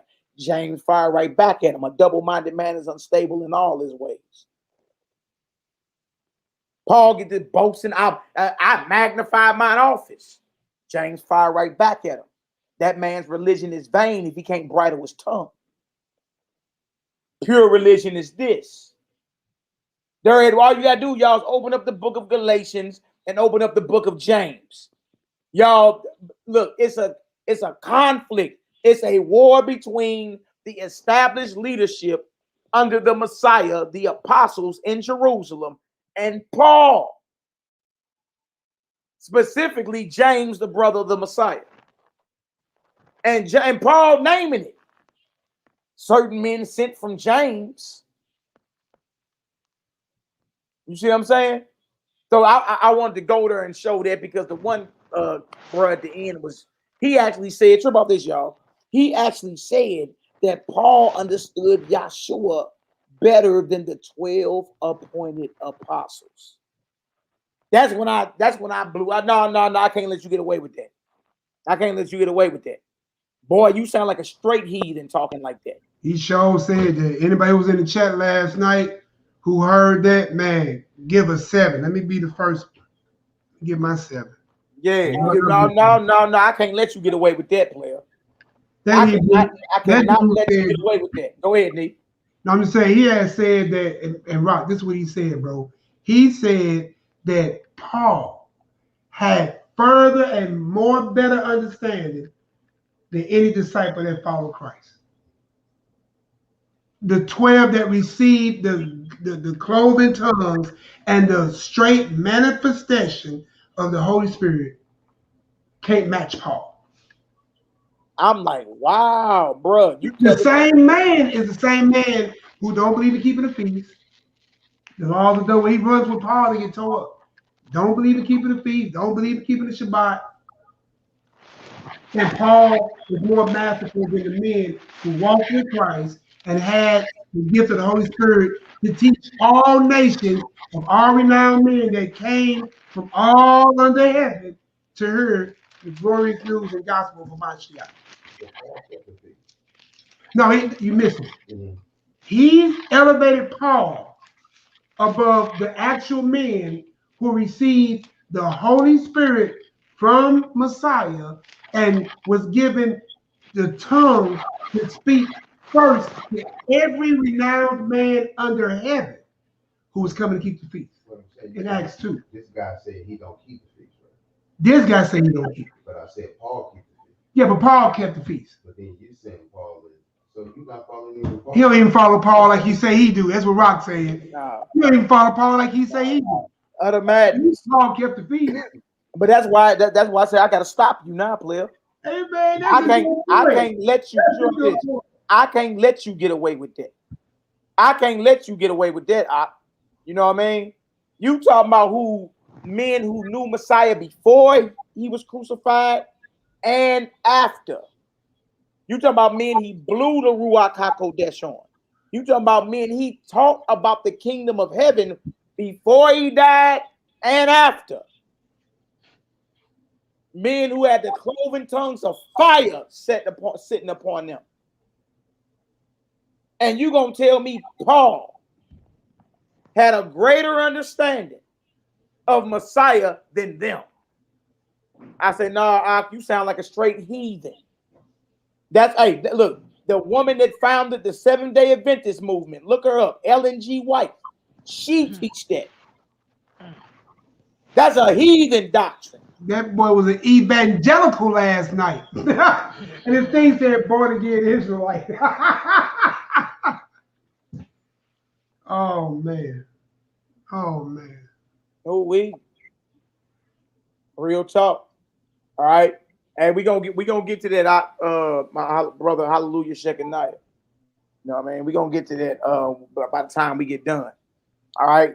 So we addressed that without even having to go there, because the scripture he went to had nothing. Look, for one, the scripture he went to, but trip about this, y'all, it's Paul's movement anyway. It's Paul setting up his order in his churches, because he didn't come up under the order of the apostles that the Messiah ordained. Okay, so even if he did go there and it showed bishop on down the line, it still wouldn't mean nothing, because, you know what I mean, if Paul didn't obey the order of who Christ set up, then he was doing his own thing anyway. But where he went didn't say bishop anyway. You know what I mean? So, all right, so we done with that. All right, Nehemiah, you brought something out earlier today. Y'all want to go there now? Yeah, I mean, it'd be perfect time. Man, that put about 2.5 hours or so. Yeah, let's go there real quick. And then I got the Nazarene Acts of the Apostles that backs up. Remember, we went there earlier. That backs up. Brought out. You know what I mean? And then we're going to end it with Gospel of the Holy 12, chapter 21, about the Messiah's warning about these sacrifices and bloody feasts. And that'll answer you, hallelujah, Shekinah. All right, so let's get this. Where we going? Out Daniel 9. Daniel 9. All right, Daniel 9. And y'all, again, this was a recap based off the actual interview. I was interviewed last night, and like I told the brother, I said, "Yeah, come on, you know what I mean? We ain't ducking nothing, brother. It's all good." And I did not. It was not scripted. I didn't know what they was gonna ask. You know what I mean? I give all praise, glory, now to the Almighty. You know what I mean? If y'all missed it, I would suggest y'all go check it out. And we handled up Nazarene style. Israelite by blood, Nazarene by faith. You know what I mean? Yeah, we just handled up how the Most High put on our spirit to handle up. And a lot of people been reaching out saying thank you. You know what I mean? And my response to that is, look, it's all praises to the Most High God. We don't take any praise. We don't take any credit. You know, and one thing about myself is this, y'all. When I see something and I'm convicted about it, I don't know no other way to go but hard at it. That's it. Only way I know to go is hard. So, you know what I mean? For anybody that may be offended or whatever, hey, that's just me. That's the way I got to come off. All right. All right, let's get her done. All right, yeah, so look. Yeah, Messiah had no need to repent. You know what I mean? We focus on the Messiah as well. Lamb's Book of Life. Is you talking about when he resurrected and ate fish? Is that what you talking about? If so, let us know, and then we'll go and show. We'll re-answer what we re-answered last night. Or you can just go look at the interview. It's on this channel now. Go to the video before this one and look at the interview from last night. All right. Let's get her done, Hebrew. We in Daniel 9. Actually, we just answered it again today about the cluster and all that. Yeah, yeah. Lamb's Book of Life. You kind of late to the party. It's in this one and last night. Yeah, it's in this one and the one last night. All right, let's get her done. While he was in the sea, what you talking about? Walking on the sea? I don't know. You gotta be more clear. All right, Hebrew. Daniel 9 and 25. Let's get her done. All right, y'all. So look. All the day I was sending out different scriptures, right? You know what I'm saying? And I was talking to Uriel earlier, and we was talking about Daniel. And then while I was at lunch, I started reading it. And I just kept reading it. I said, man, okay. I said, okay. So we dealing with the prophecy of Daniel, the desolation, the abomination, desolation, right? Because everybody, you know, in the Hebrew community, where you non-messianic or messianic, know about Daniel chapter 9, right? So a lot of us look at this as a messianic expectation as well, to point to what happened with the Messiah being cut off and everything. So we also know the Messiah talks about it in Matthew 24 as well, right? Hold on, Lamb's Book of Life. Listen, we want to make sure everybody getting what we finna grade bring out, and then Mally said he'll go back and entertain that situation that you asking about. So everybody, hold on for a minute. There's, you know, give me a 7 if we are already on this Daniel chapter 9 verse 7. Daniel chapter 9 verse 7. Give me a 7 if you already see what we got going on this. We just this, you know, sometimes I be getting those moments. Come on with it, Doc. Let's get it. All right, so go ahead and read that first one right there, that first verse, 25. All right. So verse 25. Know therefore and understand that from going forth of the commandment, right? So that's from the very beginning, from the going forth of the commandment to restore and to build Jerusalem unto Messiah the Prince shall be 70 weeks, 62 weeks. The street shall be built again, and the wall, even the troublous times. And after 62 weeks shall Messiah be cut off. Be what? Be cut off. So we all know Messiah was cut off during his crucifixion.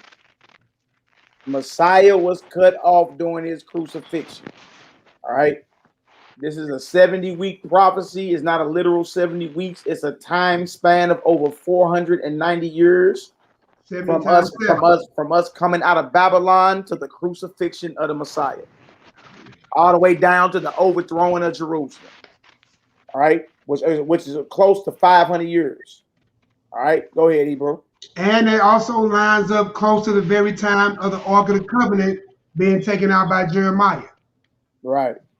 All right. So, and shall the Messiah be cut off, but not for himself. Right. The people of the prince that shall come shall destroy the city and sanctuary. Hold on right there. Hold on. And the people of the prince, after the Messiah was crucified, what people came and destroyed what city and what temple? Say it again. After the Messiah was cut off, according to what we read, what people destroyed what city and what sanctuary was destroyed? Hey, that's a fair question right there. See if y'all been paying attention. The Messiah crucified. One more time. The Messiah was cut off. After he was cut off, what people, biblically and historically, are on record destroying what city, what people though, and what sanctuary? Sanctuaries is in the temple. That's right, the Romans. Bam. There you go. The Messiah was crucified, and the people of the prince that shall come shall destroy the city. Jerusalem is the city, and the sanctuary. The sanctuary is the temple that was standing. Didn't the Messiah say, "Not one stone shall be standing; it shall be thrown down"? Did he say that? Trip off this. And the people of the prince that shall come shall destroy the city. The Romans eventually overthrew Jerusalem and the sanctuary or the temple. And the end thereof shall be with a flood. Ooh. Not a literal flood, y'all. It was flooded out by Roman troops. That's right. And unto the end of the war, desolations are determined. Y'all, we still in that war because we still in that fourth beast. Verse 27. Ooh-wee. Verse 27. And he shall confirm the covenant with many for 1 week. And So in what's the the covenant? midst, and What's in the covenant? you The said what, covenant bro? written on 2 tablets of stone, placed inside the ark. He shall renew it. Right? Even we dealing with Jeremiah 31, and we dealing with the whole book of Hebrews. Listen, he shall renew the covenant. Right? And we even know that he's coming back for the millennial reign. Right? Even you look at that part. There's still 1 week. You know what I'm saying? But go ahead. And he shall confirm the covenant or the eternal Torah with many for 1 week. And in the midst of the week, trip off this, y'all. A week is 7 days. That's So right. what's half a week? 3.5. 3.5 days. All right. How many years did the Messiah teach? 3.5 years. 3.5 years. This week is prophetic. Each day is a year. 1 week equals 7 years. Midweek equals 3.5 years. And in the midst of the week, he shall cause the sacrifice and the oblation to stop, to cease. Wait a minute. So you telling me when he got cut off that the sacrifice and oblations which were brought to the priest are now ceased? That's right. That's All right. right. Look, meaning his death represented the end of temple worship, Levitical priesthoods, animal sacrifice, and chewing on the flesh of dead animals. That's what his death represented. Because that's why the veil. That's why the veil in the temple ripped as soon as he gave up the spirit. So he opened up access to the Most High. He took away the priesthood from those who were full of sin and blood, right? And he brought and reissued in the order of what? Melchizedek. That's right. That's right. You see what I'm saying? Read the next few words very slowly, Malaki. He shall cause the sacrifice and the oblation to cease, and for the overspreading of abominations. Stop. Read that one more time. For the what? And for the overspreading of abominations.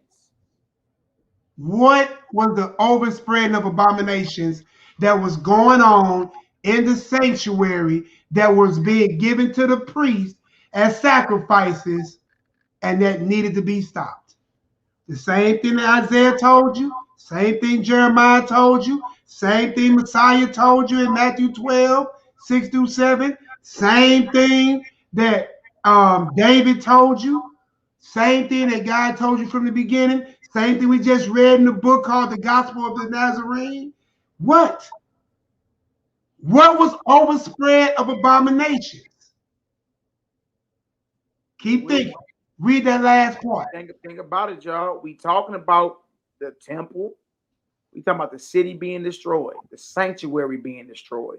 We talking about sacrifices that go down the temple. Hey, check this out, right? Stopping. And then right when he said that, he goes into the overspreading of abominations. What was abominable? What was happening in Christ's time, in the Messiah's time? Bring it out. In the temple. What was happening that was considered abomination? May I? Please do, brother. So good. I want y'all to think. This is why you can't be indoctrinated, right? During the time of Christ, you had Sanhedrin, we had our authority, we had temple guards, we had our power, we had the Sadducees and the Pharisees and the scribes, we had our priesthood in place. We was a power under a dominating power, but we still had power. Because why? We could have judged, handled, and murdered Messiah, but we tried to take him to who? Pontius Pilate, right? But Pontius Pilate said, y'all handle that. I don't see nothing wrong with this man, right? So you had power. You can't say that the overspread of abomination was pinned. Because this wasn't during the Maccabean time. That's right. When they was bringing in cake to the king and Jupiter was in there. Because in the time of Christ, the priest had full power. They controlled the full offering, the showbread. They controlled everything that was going on in that temple. And you can't play like hog was being put on the temple in the time of Christ. Let me finish.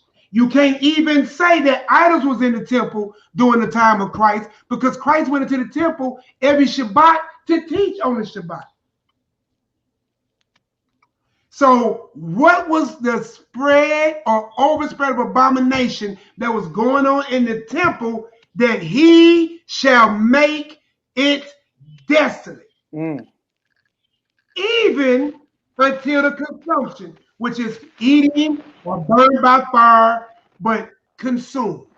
Wait a minute, I'm gonna read it slowly again.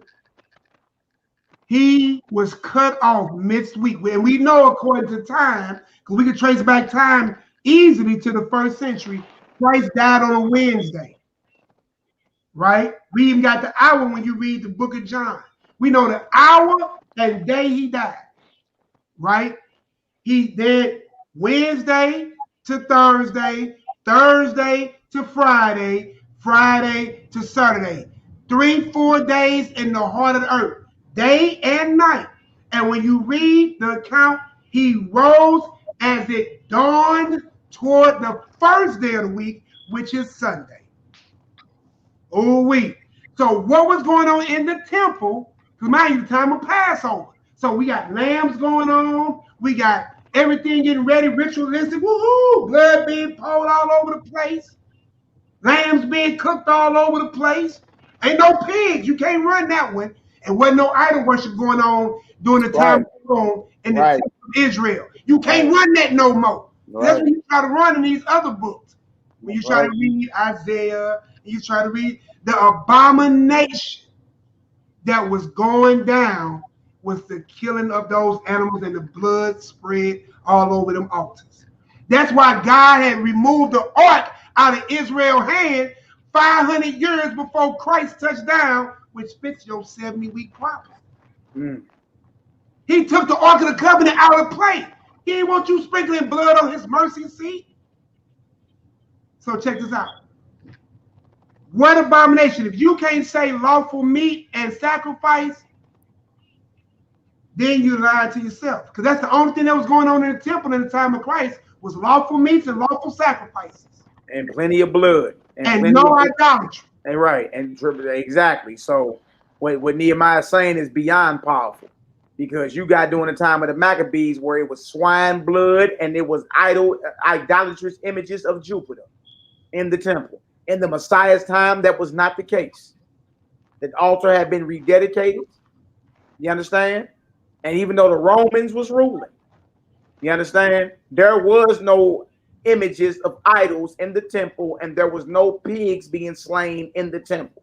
So what do you have left to decree it as an abomination going on in the temple? And I remind you, we just read, and he shall cause the sacrifice and the oblation to cease, and for the overspreading of abominations, he shall make it desolate. What overspread of what abominations? If you can't say idolatry and you can't say swine blood, I'm gonna hit you. I'm gonna hit you with something. Just like the Most High was speaking through the mouth of Isaiah, he asked the priest, "Who has required you to tread my courts with this? Hey, Who has required you to tread my courts with this blood on your hands?" In the Psalms, the Most High say, "If I was hungry, I wouldn't tell you." Jeremiah chapter 7, the Most High speaks to the prophet Jeremiah, who was a Levite.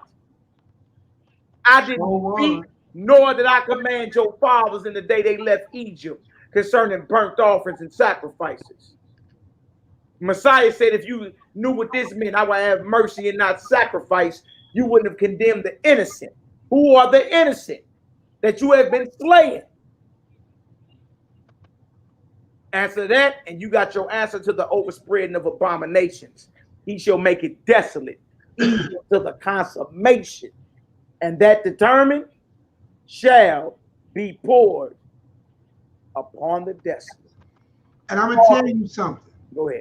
That pissed the Most High so much. And listen, he been trying to tell y'all the whole time. He said, prophet kill, prophet kill, prophet kill, Messiah kill. The question was asked earlier, I think it was by Tazadik. He said, what was the prophets saying or doing, and what was Messiah saying or doing that was getting them killed? Christ was murdered, y'all. When you get done with it, Christ was murdered. That's right. Y'all need to What stop was that. going on? The Sanhedrin. You can't claim his blood, you can't claim idol worship during the time of Rome with Christ. You can't play that game no more. What was the abomination that caused desolation? To the fact, even the consumption. Exactly. And you know it had to be that because Christ told you not one stone gonna stand in this deal. You hear me? And to this day, like he did with Egypt, like he did with Sodom and Gomorrah, when God lay an end to something, he lays it to dust. Sodom and Gomorrah, dust buckets. Egypt, dust. You know what I'm talking about? And what do you have with the temple of Israel? Dust. You have not offered a sacrifice or an abomination. And he told you, once you get up out of here, the land will enjoy its Sabbaths again. And ask yourself, why when you sit here and look at the end time and you wait for the devil to come on in and you wait for all them to rebuild the third temple, why is that such important? Because when that third temple come back in place, guess what you're going to do again that was just destroyed by HaMashiach? You're going to bring blood sacrifices in again. You're going to go kill the red heifer. They already preparing it. You're going to restart the very thing that Christ told you, that the prophet Daniel told you, that all the other people. We don't want that. God don't want that. And you bring the third temple and they kill the red heifer, they're going to bring back blood on the altar again. Then you'll know. See, I didn't trip off that part about the Antichrist. Everybody cool with the Antichrist. And the third temple got to be built. And they're going to do the red heifer. Why is that an issue? One, because the blood sacrifice is going to be reinstated in the holy city again, along with the wicked one who you've been worshiping the whole time with them blood sacrifices. Well, wait. This right here is the backup what we just read in Daniel the 9th chapter. For any naysayer, this is out the Nazarene Acts of the Apostles, or the recognitions of Clement. These are Peter's writings, first century documentation, written during the time of Peter's life, before he was executed. All right. Some of us actually have the actual book. You know what I mean? All right. This is the journal of Peter's preaching after the Messiah. And what he taught was what the Messiah taught him. All right. So we're going to go over the book 1, chapter 36 and 37.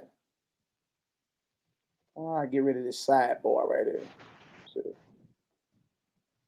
that's in my way, Nehemiah. You know what I mean? Let me see. So I don't even know how to do it. I ain't gonna mess with it. Let me know if y'all can see that. I'm gonna blow it up some more.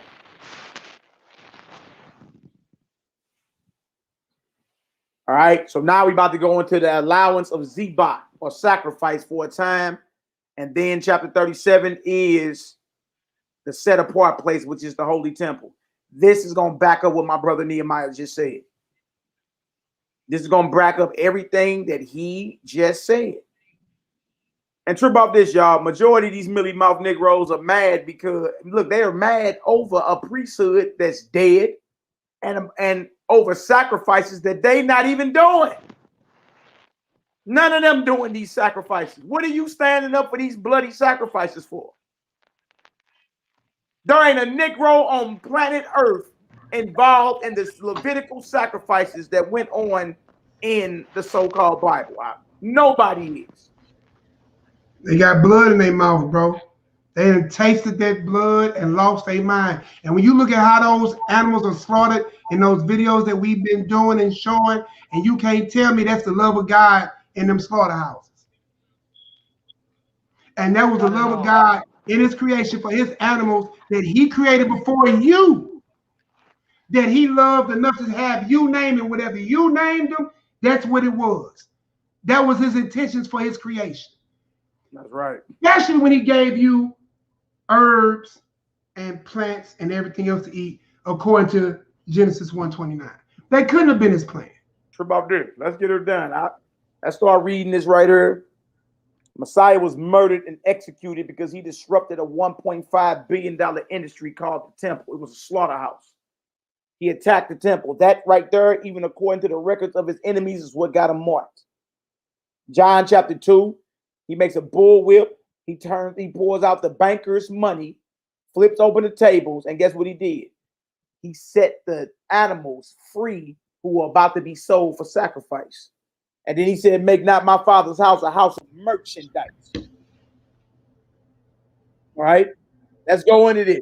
If all the prophets, if even King David, they all saying the Most High don't desire nor require burnt offerings and sacrifices.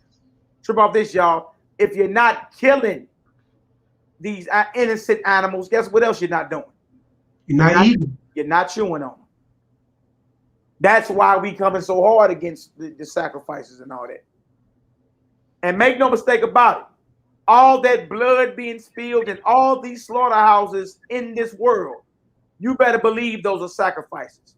That blood is being offered to some deity. You got to stop thinking, oh, it's just heathen spilling blood. No. It's just heathen. 27 billion animals in the United States alone since January 1st. Over 8 billion chickens alone in the United States since January 1st. Didn't we do the math earlier? Yeah, about 20 chickens a day for you Negroes. So look, this is what we did earlier, y'all. Come on, let's read. Let's read this, and then we'll do the math. All right, hallelujah. Go ahead, Jedediah. All right. It's like, in the meantime, Moshe, the faithful and wise steward, perceived that the vice of Zebahim to idols have been deeply ingrained into the people from their association with the Mitzrayim, and that the root of y'all. Mitzrayim is Egypt. You know what I mean? Zebahim is sacrifices. Just to let everybody know, knows what he called it. The vice of sacrificing to idols was deeply ingrained in our people in Egypt. You get all this blood sacrificing from your enemies. This ain't of the Most High. That's why all the prophets kept coming against it. All right. And what it say? And that the root of this evil could not be extracted from them. He allowed them Zebahim, but permitted it to be done only to Yahweh. Stop right there. Stop right there. Cut off. Stop right there. Notice what he said. He said he called the sacrifices evil. He said that the root of this evil could not be extracted from our people. Moses is the one who allowed the sacrifices, but permitted it to be done only to the Most High. What else to say, Hebrew? Hey, may I interject one quick small second? Go ahead. And let's not act like this is not an attribute of Moshe. Example, real quick. Remember, we went to Matthew 19, dealing with divorce. They asked him about it. He told them, from the beginning, it was not so. So how did you get how you get Deuteronomy 24, right? And Christ answered, because the hardness of hearts, Moses suffered you, not me, not the Most High. Moses suffered you to write your wife a bill of divorce and put her out of your house. But from the beginning, it was not so. That's right. This is an attribute or a common thing with Moses. Yeah. Don't be mad at me. You be mad at Messiah, because Messiah told you that in Matthew 19. Check it out, 3 through 9, and then precept that with Deuteronomy 24. Absolutely. Absolutely. So we can't act like we don't got to we don't got a Torah that Moses was putting down certain laws because of the hardness of Israel's heart. Our people are rebellious. And there were things that Moses allowed to happen, but it was not of the Most High God. Meaning it was not commanded by the Most High. It's a precept of man. All right, go ahead, Hebrew. Yeah. That by means. JEDADIYAH. Oh, yeah, You bro. want it? Okay, I see it. Yeah, I see it. Draft Yahweh. Yeah, by any means, he might cut off one half of the deeply ingrained evil, leaving the other half to be corrected by another, and at a future time. But him, namely concerning whom he said himself, a Navi will Yahweh your Elohim raise up to you, whom you will hear, even as myself, according to all things that he will say to you. Whosoever would not hear that Navi, his spirit will be cut off from his people. Now, right there, he just said that by means he might cut off one half of the deeply ingrained evil. Peter is calling sacrificing period evil. He's just saying Moses allowed it to be done, so he took away the idol and replaced it with the Most High, and left the vice of sacrificing to be corrected by the prophet of truth, Yahushua. All right, that's the Messiah. The Messiah's whole mission was to destroy the works of the devil. You just never considered, you know what I mean? Part of that work is the sacrificing. That's why he destroyed the temple and prophesied about the temple. That's right. And the ripping of the veil and the out with that priesthood and in with Melchizedek. That's right. And listen, let's not act like this ain't biblical again. And we still talking about the desolation and the abomination. Did not in Macabee'S, right? When they went back into Israel, what they do with their altar? They did what? Dug it up, right? Removed it, and until the what? Prophet came to deal with it. That's right. So, bro, it's not like what we reading ain't biblical on no level before you even read this document. But see, this is what we talking about puzzles. You didn't have all the pieces of the puzzle to see the picture the way we are showing it now. And now you can see it. There's a wow in here. There's a make sense in here. Without the shedding of blood, there can't be no forgiveness of sin, right? Isn't this the change of the priesthood? That's Hebrews chapter 8 all day. Now you can see it more clearly now. The evil sacrifices were evil from the beginning. How you know? Because Cain's was evil, but he has murder in his heart because he killed the lamb. In a time when death was just brought on the table because of our sin, but nobody died yet. Well, until Cain did. And right behind that murder, he murdered who? Abel. Let's get it. Let's get it. Messiah's death ended all of this madness. All of this madness. All right. Now, again, what we reading is the Nazarene Acts of the Apostles, aka the journal, the writings of Simon Peter. All right, y'all. This right here gets studied. It's called the Clementine Homilies. It gets studied in Yale. Every so-called PhD in theology know about the Clementine Homilies or the Nazarene Acts of the Apostles. Us Negroes find all this stuff out late. And you got to ask yourself, why is this not in the Bible? Because you killing business. No way. The set apart place means the temple. Let's show this. All right, let's get it, Hebrew. The set apart place. In addition to these things, he also appointed a place in which it should be lawful to them to sacrifice to Yahweh. And all this was arranged with this view. With this view that when the fitting time should come, and they should learn by means of Yahshua that Yahweh desires mercy and not sacrifice. and they might see him who should teach them that the place chosen of Yahweh in which it was suitable that victims should be offered to Yahweh. Stop. Who are the victims that were offered to Yahweh? You know what he called them? Victims. Victims. The animals, the And animals. you know that's true. Matthew shows you that in Matthew 12, 6 and 7. They're the innocent. They're the blameless. The animal didn't commit no sin for you to kill him. When we all know spiritually, right, we always say, well, they died because of our sins because we should have died. Duh. Go ahead. Straight up. Straight up. Victims. Go ahead, Hebrew. In his HICKMAN. HICKMAN means wisdom. In his HICKMAN or wisdom, go ahead. In his HICKMAN, and that on the other hand, they might hear that this place, which seemed chosen for a time, often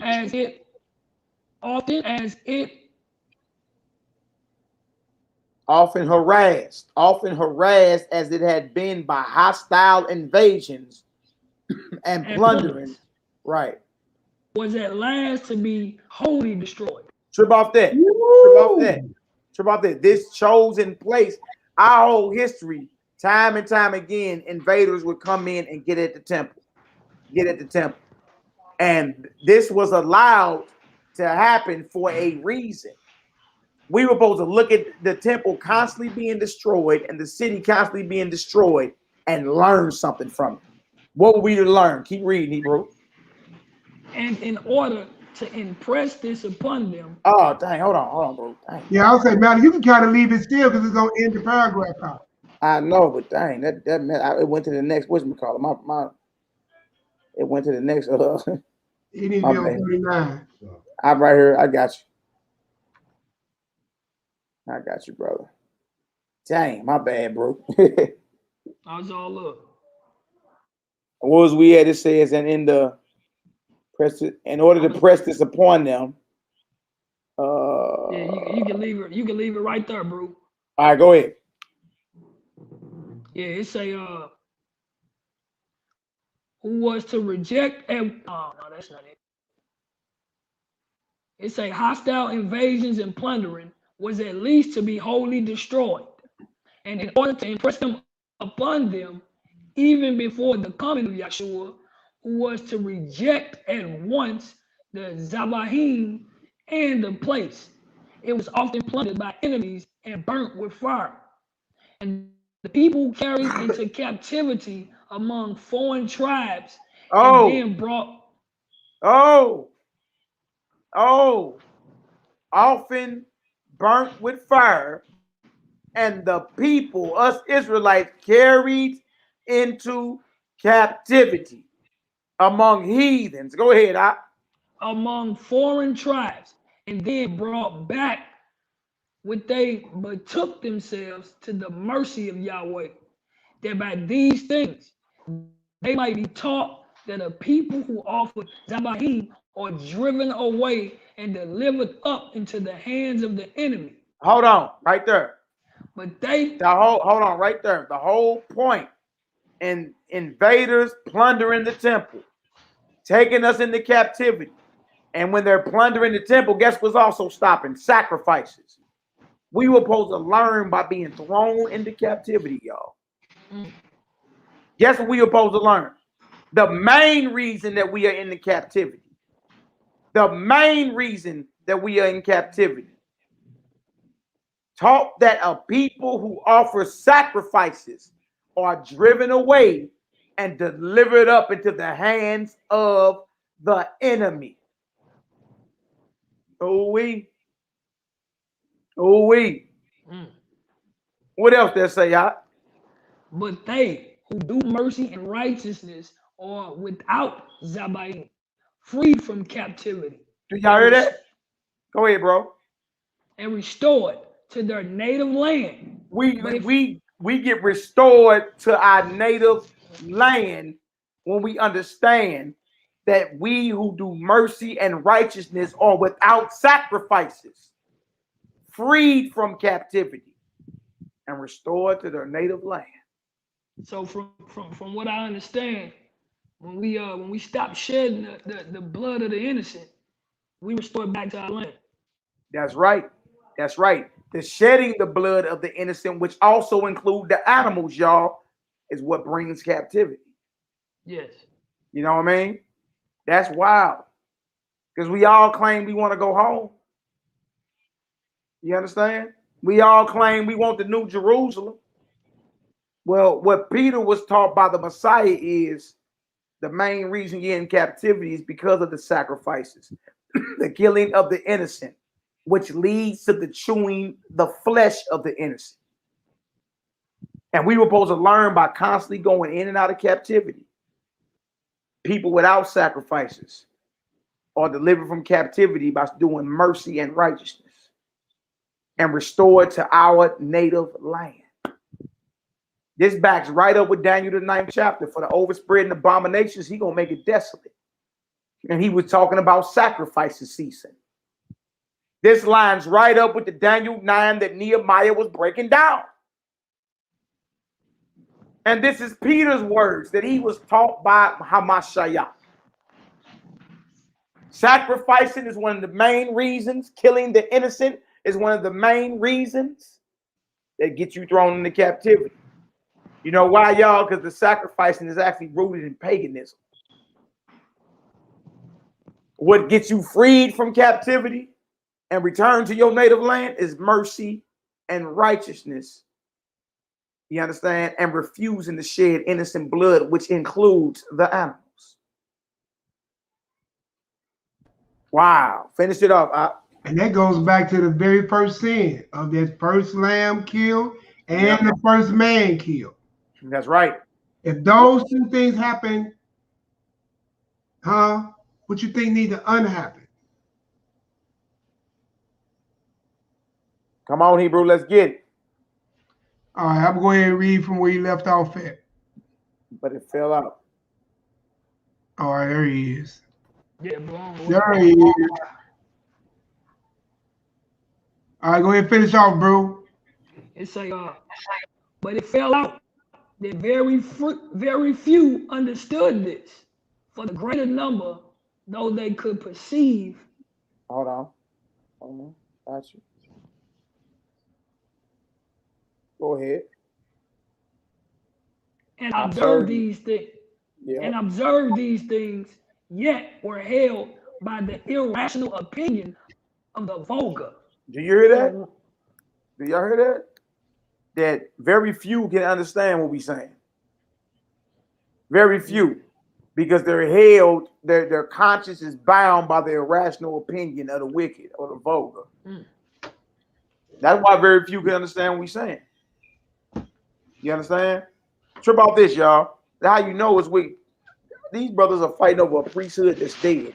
And they're fighting over sacrifices that they're not even offering anymore. You dig? What they're partaking in are the shed blood or the shed or the dead flesh of these animals all over this earth and these new temples of Satan called slaughterhouses. Which are ran by the Jewish imposters. Yeah, Rabbi Finkelstein. He told you it's human meat in that as well. Keeping you defiled. Finish that off, Hebrew. What did it say? For the right opinion, what did it say? Say for the right opinion with liberty is the exclusive right of a few. Right. Okay, so let's drop that. Let's drop that real quick. I got one more for y'all, and then we're going to go ahead and shut him on down. The brother asked about the Messiah telling the leper to go offer something in the temple. According to what Moses said, offer. That's in direct conflict with Matthew 12, Nehemiah. You can read that real quick, Matthew 12, 6 and 7. And then also you can back that up with Matthew 9 and 13. All right. And also John, the 2nd chapter, about him making the bull whip and setting the animals free in the temple. And that's the thing. If you've been listening to us lately, we've been showing there's conflict in the scriptures. It don't make sense the Messiah tell a man to go offer an offering and kill an innocent animal when he's rebuking them for killing innocent animals in the temple. And destroying the temple for it. And destroying the temple for it. It's really that simple. You know Hold what I mean? on. And let's hear what the Messiah say. Matthew 9 and 13, red letters. But go ye and learn what that meaneth. I will have mercy and not sacrifice. For I am not come to call the righteous, but the sinners to repentance. So he's called the sinners to repentance without sacrifice before his death. Before his death. But then also you see he did the healing of sacrifice. He said, go and tell them not what I've done. But in that one Luke, he came back to say thank you. A meek spirit and a contrite heart. That's it. That's it. He told them, don't even go and tell nobody what I did for y'all. Right? Read it again, Matthew 9 and 13. But go ye and learn what that meant. That I will have mercy and not sacrifice. Right. For I am come not to call the righteous, but the sinner to repentance. So understand with mercy. True about this. So mercy, you understand, means you're not killing. I will have mercy and not sacrifice. Now to break it all the way down, need Matthew 12, 6 and 7. Yep. What to say, y'all? You know. Hey, bro. Christ Hulk smashed it with this boy. What he said about this, bro. Yeah. I'm talking about, if you ever heard Christ like Hulk smash something, he Hulk smashed this verse. Yeah. One of my favorites. But I say, hold on, I'm going to show you this red letter. Red letter. But I say unto you that in this place is one greater than the temple. Oh, so we talk right. So we talking about the temple, right? Right. And we talk about the temple, right? All right. Yasmin, we went over that. We went over the conflict in that earlier. Yasmin B about Abel bringing a bloody sacrifice. You know what I mean? Just go back and watch the video after it repost, and we answered that as well. We answered that as well. You know what I mean? And look, we can get deep on an academic level, or we can just stay where we at in these waters right here and just deal. But we already answered that about Cain and Abel sacrifice. So when this video reposts, go back and watch it. It'll blow your mind. All right. So right here, we're talking about the temple, right? Go ahead, Op. He said, boy, that in this place is one greater than the temple. Straight up. Go ahead. But if ye had known what this meant, I will have mercy. Come on. And not sacrifice. I will have mercy and not sacrifice. Go ahead, Op. Ye would not have condemned the guiltless. You wouldn't condemn the innocent or the guiltless. Trip off this. Who are the innocent getting condemned in sacrifices in the temple? It can't be the man who brought the sacrifice. And he's guilty. And that's why he's bringing the sacrifice. And if a damn show ain't the priest. Because they gotta take 10% because they're guilty. There's only one element left. Yeah. The animal. That's right. That's right. I will have mercy and not sacrifice. You wouldn't condemn the innocent or the guiltless. Facts. You know what I mean? And look, it's consistent. It's coming out of Messiah's mouth. So if he's saying that, why would he tell somebody to go offer an innocent animal? It don't make sense. What we're showing, what we've been bringing out, y'all, is the conflicts in the scripture. Now, what I'm about to go into is the oldest record of the Messiah's life. And we're going to see what he's saying about eating flesh and sacrificing. And I understand why a lot of these mealy-mouthed Negroes is mad in this hour. You know what I mean? Because they're in agreement with the flesh pots. They're in agreement. The temple. Yeah, I'm telling y'all, we found, it's like kicking the hornet's nest. We found where them demons was at. It was in the flesh. It was in the flesh. That's the only reason why everybody mad right now. We kicked the hornet's nest with bringing this information out. You did. Now, when we go to the answer, you know what I mean? Either you can receive it or you can't. But that don't mean we didn't have an answer for you. All right. Right here, if you go back and listen, we went into the oldest Gospel, the oldest, earliest recording of the Messiah's life, written by John the Apostle around 70 AD, the fall of Jerusalem. It's called the Gospel of the Holy 12. All right, let me share this. And then we're going to get out of here.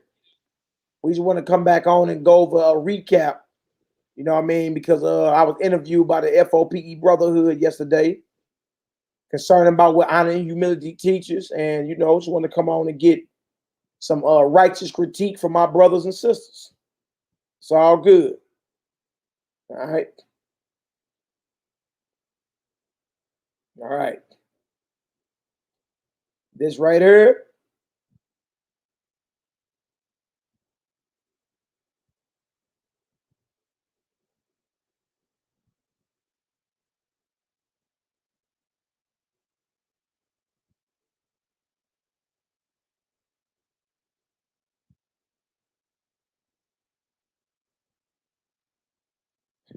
This right here, chapter 21 of the Gospel of the Holy 12, or AKA the Gospel of the Nazarenes. Messiah Yahushua rebuketh cruelty to a horse and condemns the service of mammon. All right, read it on your own time. Let's jump down to verse 7. We're going to read 7 and 9 Hebrew. 7 through 9.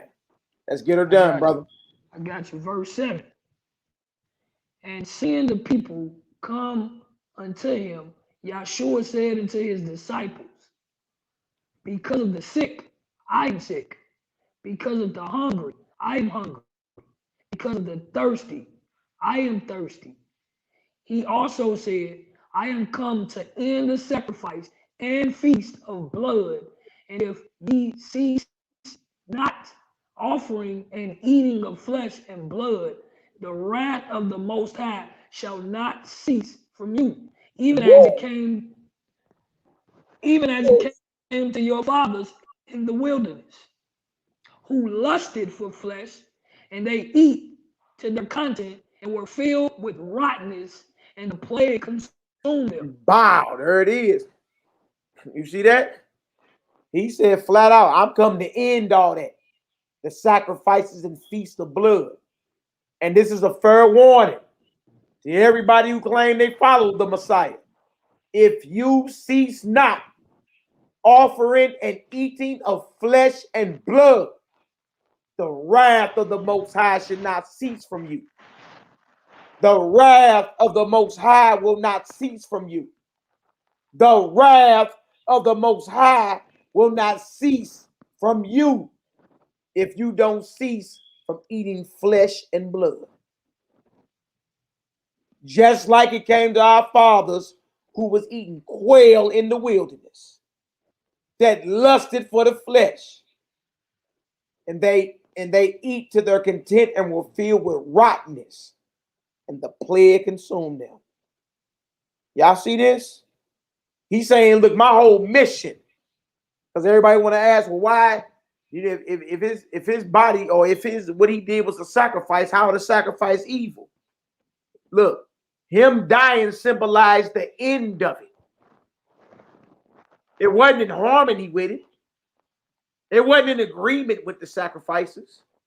His death represents the ending of a situation because he was the prophet of truth who was ordained to correct the vice of sacrifices that was deeply ingrained in our people. His death represents the end of sacrifices and flesh eating, not the harmony of it. And if flesh is not being sacrificed or eaten or offered in any temple, and your body is the temple now, the Most High, what you doing eating flesh?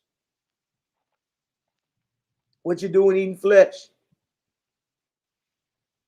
And if you cease not offering and eating of flesh and blood, the wrath of Yahweh El Elyon shall not cease from you. Remember that. Remember that. Verse 9. Go ahead, Op. Verse 9. And I say unto you, though ye be gathered together in my bosom, if ye keep not my commandment, I will cast you forth. For if you keep not the lesser mysteries, who shall give you the greater? Trip off that. He calling not eating flesh a lesser mystery, y'all. Trip off that. If you can't even discipline yourself and come off the flesh, which is a lesser mystery, what make you think you'll ever be considered worthy to receive deeper revelation, higher mysteries? What make you think you even fit worthy for the kingdom? And you can't do something as small as tame your belly and your taste buds. This thing bigger than your taste buds. Your belly done became your God. And that's the only reason why all these mealy mouth Negroes is mad. Because y'all, believe it or not, the flesh was hiding in the flesh. I mean, the demons were hiding in the flesh pots. And we kicked open the hornet's nest and got everybody mad behind it. But we love you enough to tell you, stand down. Get back to Genesis 1:29 and live. Even if you don't agree with everything that's being said or read in the gospel of the Nazarenes or the Nazarene Acts of the Apostles, even if you don't agree with everything, guess what, brothers and sisters? The least you can do is adopt what you put down your mouth, what we call the livid or what people call the diet. At least you can do is take on the diet, y'all. You know what I mean? And prepare yourself to receive the higher mysteries. And the least you can do is that. These animals you chewing on are innocent. They ain't even sinned against their maker. They ain't even sinned against you. The Negro think this about his taste buds. This about your stomach, huh? Y'all, the whole entire ecosystem is out of whack because of what? Because of man's bloodlust. We talked about that. Bring it out. All you got to do is go look on Netflix. They got Seaspiracy on Netflix. The oceans are dying because of bloodlust. Cowspiracy. Dominion. Go watch. That's another documentary. Forks and because knives. of your bloodlust. If you don't stop, the Most High say the wrath of the Messiah say the wrath of the Most High won't stop concerning you. You eat the dead flesh, and the dead flesh is killing you.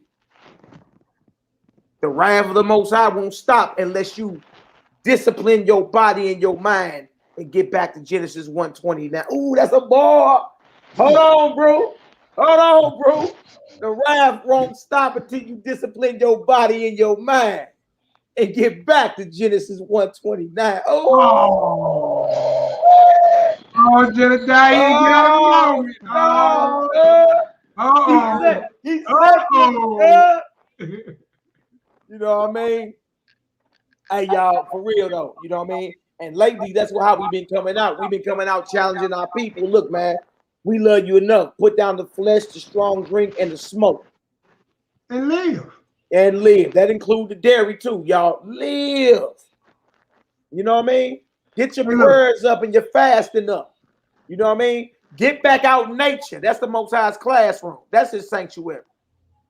Soak in all that. Look, everything the Most High made is creation. It was made to serve you. You should be spending at least 2 hours a day out there in that sun. Hey, stop being afraid to sweat. Go ahead, Hebrew. You see what Keli wrote? Hey, she ain't never lying, boy. When them carcasses get piled up. Yeah. That's right, bro. That's right. They gonna have a feast. They gonna feast on you. You reap what you sow.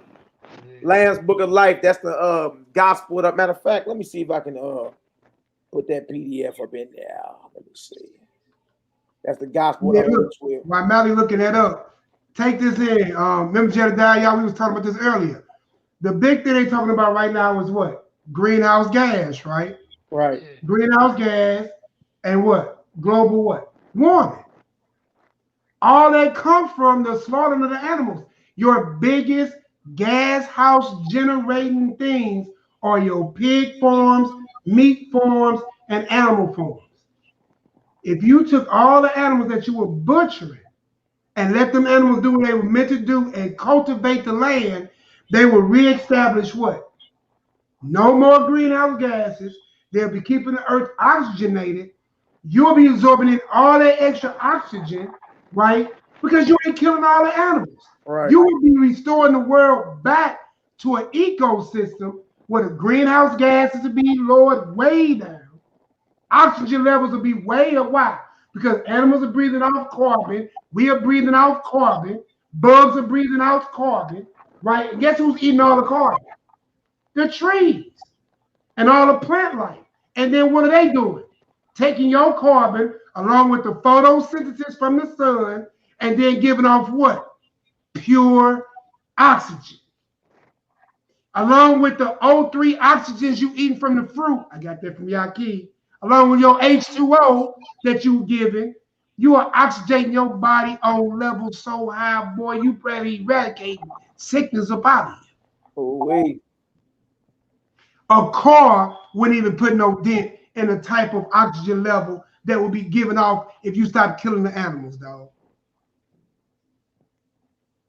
We killing the ecosystem ourselves by continuing to do the things that God hates.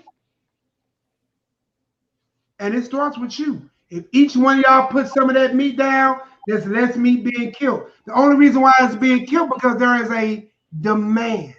Supply and demand. Me and Mally and us, we did that thing earlier. We already know there was a food truck for the USA alone. USA alone, not worldwide, just USA. If we wanted to do our part in our captivity and live like our God called us to do from the way he gave it to us in the beginning, right? Check this out. You got 8 billion chickens killed as of yesterday. You got 400 million Americans, roughly, as of yesterday. If you take, oh, wait a minute, I just lost it when I turned the phone around. If you take 8 billion divided by 400 million, you are roughly, everybody per day is eating 20 chickens. Wow. So everybody is not even plant-based. And we gave everybody a meat diet, not pork, no abominations, just the chicken diet. Now, mind you, there's 27 billion animals being killed every day, up to this day, right? That's including unlawful meat. But we went to the chicken, which most so-called Negroes believe that they are lawful, right? In that meat eating, there's 8 billion of those. Give everybody 20 chickens a day. That's how much chicken you consume. If that ain't lust, I don't know what it is. Because half of y'all can't eat a garnish hen, let alone eat 2 garnish hens. So there's 18 garnish hens or chickens laid out there just in the shambles, just dying. You see what I'm saying? That's lust, bro. Now look, watch this. It works the same way about dealing with women and men in ratio, right? If you take every plant-based, you got 3 people on this thing right now that don't eat meat. I ain't counting the people in the chat. 3 people right here don't eat meat. That's 60 chickens that didn't die. Now add everybody else. Take half of that. Then you at least down to 10 chickens. You done put the ecosystem back halfway from the chicken point of view. Are you catching what I'm really saying, y'all? You can turn this whole thing around by doing what thus said the Lord from the beginning. And following what the understanding Messiah was really laying down, we're tired of it. So I'm going to destroy the temple. I'm going to rip the curtain. And you don't have to go need to have the oblation, spreading of abomination, causing a desolation, which is until the consumption. I'm just saying. It makes sense, bro. You can fix this whole thing. Absolutely. Absolutely. And Freddie Jackson, brother, said, I see where you coming from. I keep my commandments and live because sin sacrifice required Israelites to eat meat that was slowly killing us. Absolutely. It was, right. Given to you because of your rebellion, which is contrary against you. He told you that everything I gave you was for you. Yeah. Exactly. And listen, when God tells you something, believe it. Just like when Paul tells you get mad when somebody says something about Paul. Now, mind you, like I say, I'm just, just keep, Madeline did a lot of videos about Paul. Look, we ain't saying when he's talking about God, the law is true, holy, just, and good. But when he tell you, wretched man that I am, believe him. You believe Mary when she said, I had not known a man until I gave birth to my first begotten son. You believe that? You should. She knows her vajayjah. Why you don't believe Paul? He know himself. Paul told you, I wish that I could be like me and be like a eunuch. Ain't none of y'all rushing not to have no vajayjah, no wee-wee. Y'all don't follow Paul like y'all claim y'all do. Stop it. That's what Rock was saying earlier. Yeah, there's no remission of sins without the shedding of blood. Yeah, Messiah already blood been shed. So any excuse anybody got to have up to the day is null and void. And there is no temple, there is no altar, there are no priests. The animals have ceased to be slain within that slaughterhouse called the temple. Your body is the temple. What are animals doing or the dead animal flesh doing in the temple of the Most High, which is you? Think about it. Hey, think about it. If it ain't no dead meat and blood in the temple of God physically no more, why is there dead meat and blood in your temple, which is the spiritual temple of the Most High? Yep, and then look, hey, some people got to wean off, you know what I mean? With us, we stopped immediately. But hey, you know what I mean? I would say start making that, if what you heard today jarred your spirit, we just read out of the earliest account of Messiah's mouth, or the earliest account of Messiah's life, that if you don't stop from sacrificing and eating the flesh, then the wrath of the Most High won't cease from you. How many times do we think, y'all, how many chances do you think you got to go to the doctor before you return with a bad report? And then you're going to be wanting to do what's right. Genesis 1:29 and all that. How many times you think you got to go to the doctor before you return with a bad report? You know what I mean? Get on it now. It's called preventative living. Get on it now, man. You know what I mean? So yeah, we challenge you to be better and level up, man. You know what I mean? Because we want to see y'all live. You dig? And whoever mad, let them be mad. But what we have done with bringing this out, we done kicked open the hornet's nest. We done opened up the bottomless pit. Because trip off this, believe it or not, the demons were hiding in the flesh pots. So we about to get about here. Another reason why Mally, you could do this all day. You know another reason why Mally ain't lying? When you're dealing with getting rid of certain spirits, when you got the real hard spirits to get rid of, what must you do to get rid of those spirits? You gotta fast. You gotta do what? You gotta fast. You gotta fast and what? And pray. Fast and pray. You gotta starve that devil out of you. It's in the meat. Because it was ingrained evil from the beginning. But Moses, like he did with divorce, like he did with everything, and not everything, but other parts, right? He suffered you to do it. Right? He suffered you to do it. So if you take it out, you'll be all right. That's just that simple. You take it out, you'll be all right. Yeah, and look, and trip off this, y'all. What you're gonna find out is when you put that flesh down, a lot of the things that you were having problem with, a lot of demons that you were having problems with in your life, you'll easily conquer them. You did all from just, you know what I mean, getting rid of that flesh. That don't mean you ain't still at war. That don't mean you still ain't got battles and all that. But I'm saying is what you did was eliminate 95% of the problem. You know what I mean? Just by putting down the flesh and disciplining this stomach and disciplining those taste buds. You know what I mean? So all praise and glory now. Okay, Keela, I see you going on 3 weeks. Hallelujah. She say 3 years for my 10. Look, your 10-year-old been off the flesh for 3 years. Look at you. Hey, tell your 10-year-old salute. All right. So all praise and glory now to the Most High. Y'all, we about to get up out of here. That's right, Lamb's Book of Life. You've been practicing abstinence, so you can do it. You can do it. You can let go of all that's plaguing you. You know what I mean? And then you're going to start seeing. You're going to feel better. More energy. More electric. Don't stink as much. You know what I mean? So So all praise and glory now to the Most High. Peace, love, light, and healing. Y'all got any last words before we get out of here? Peace, love, light, healing. Choose life. Choose life. Choose life. All right, y'all. To the next time, y'all willing. We may be back on tomorrow. I know my YAHKI gonna be doing some health things tomorrow. Wednesday, we may be right back on. And then Thursday, we bringing out that the origin of these sacrifices.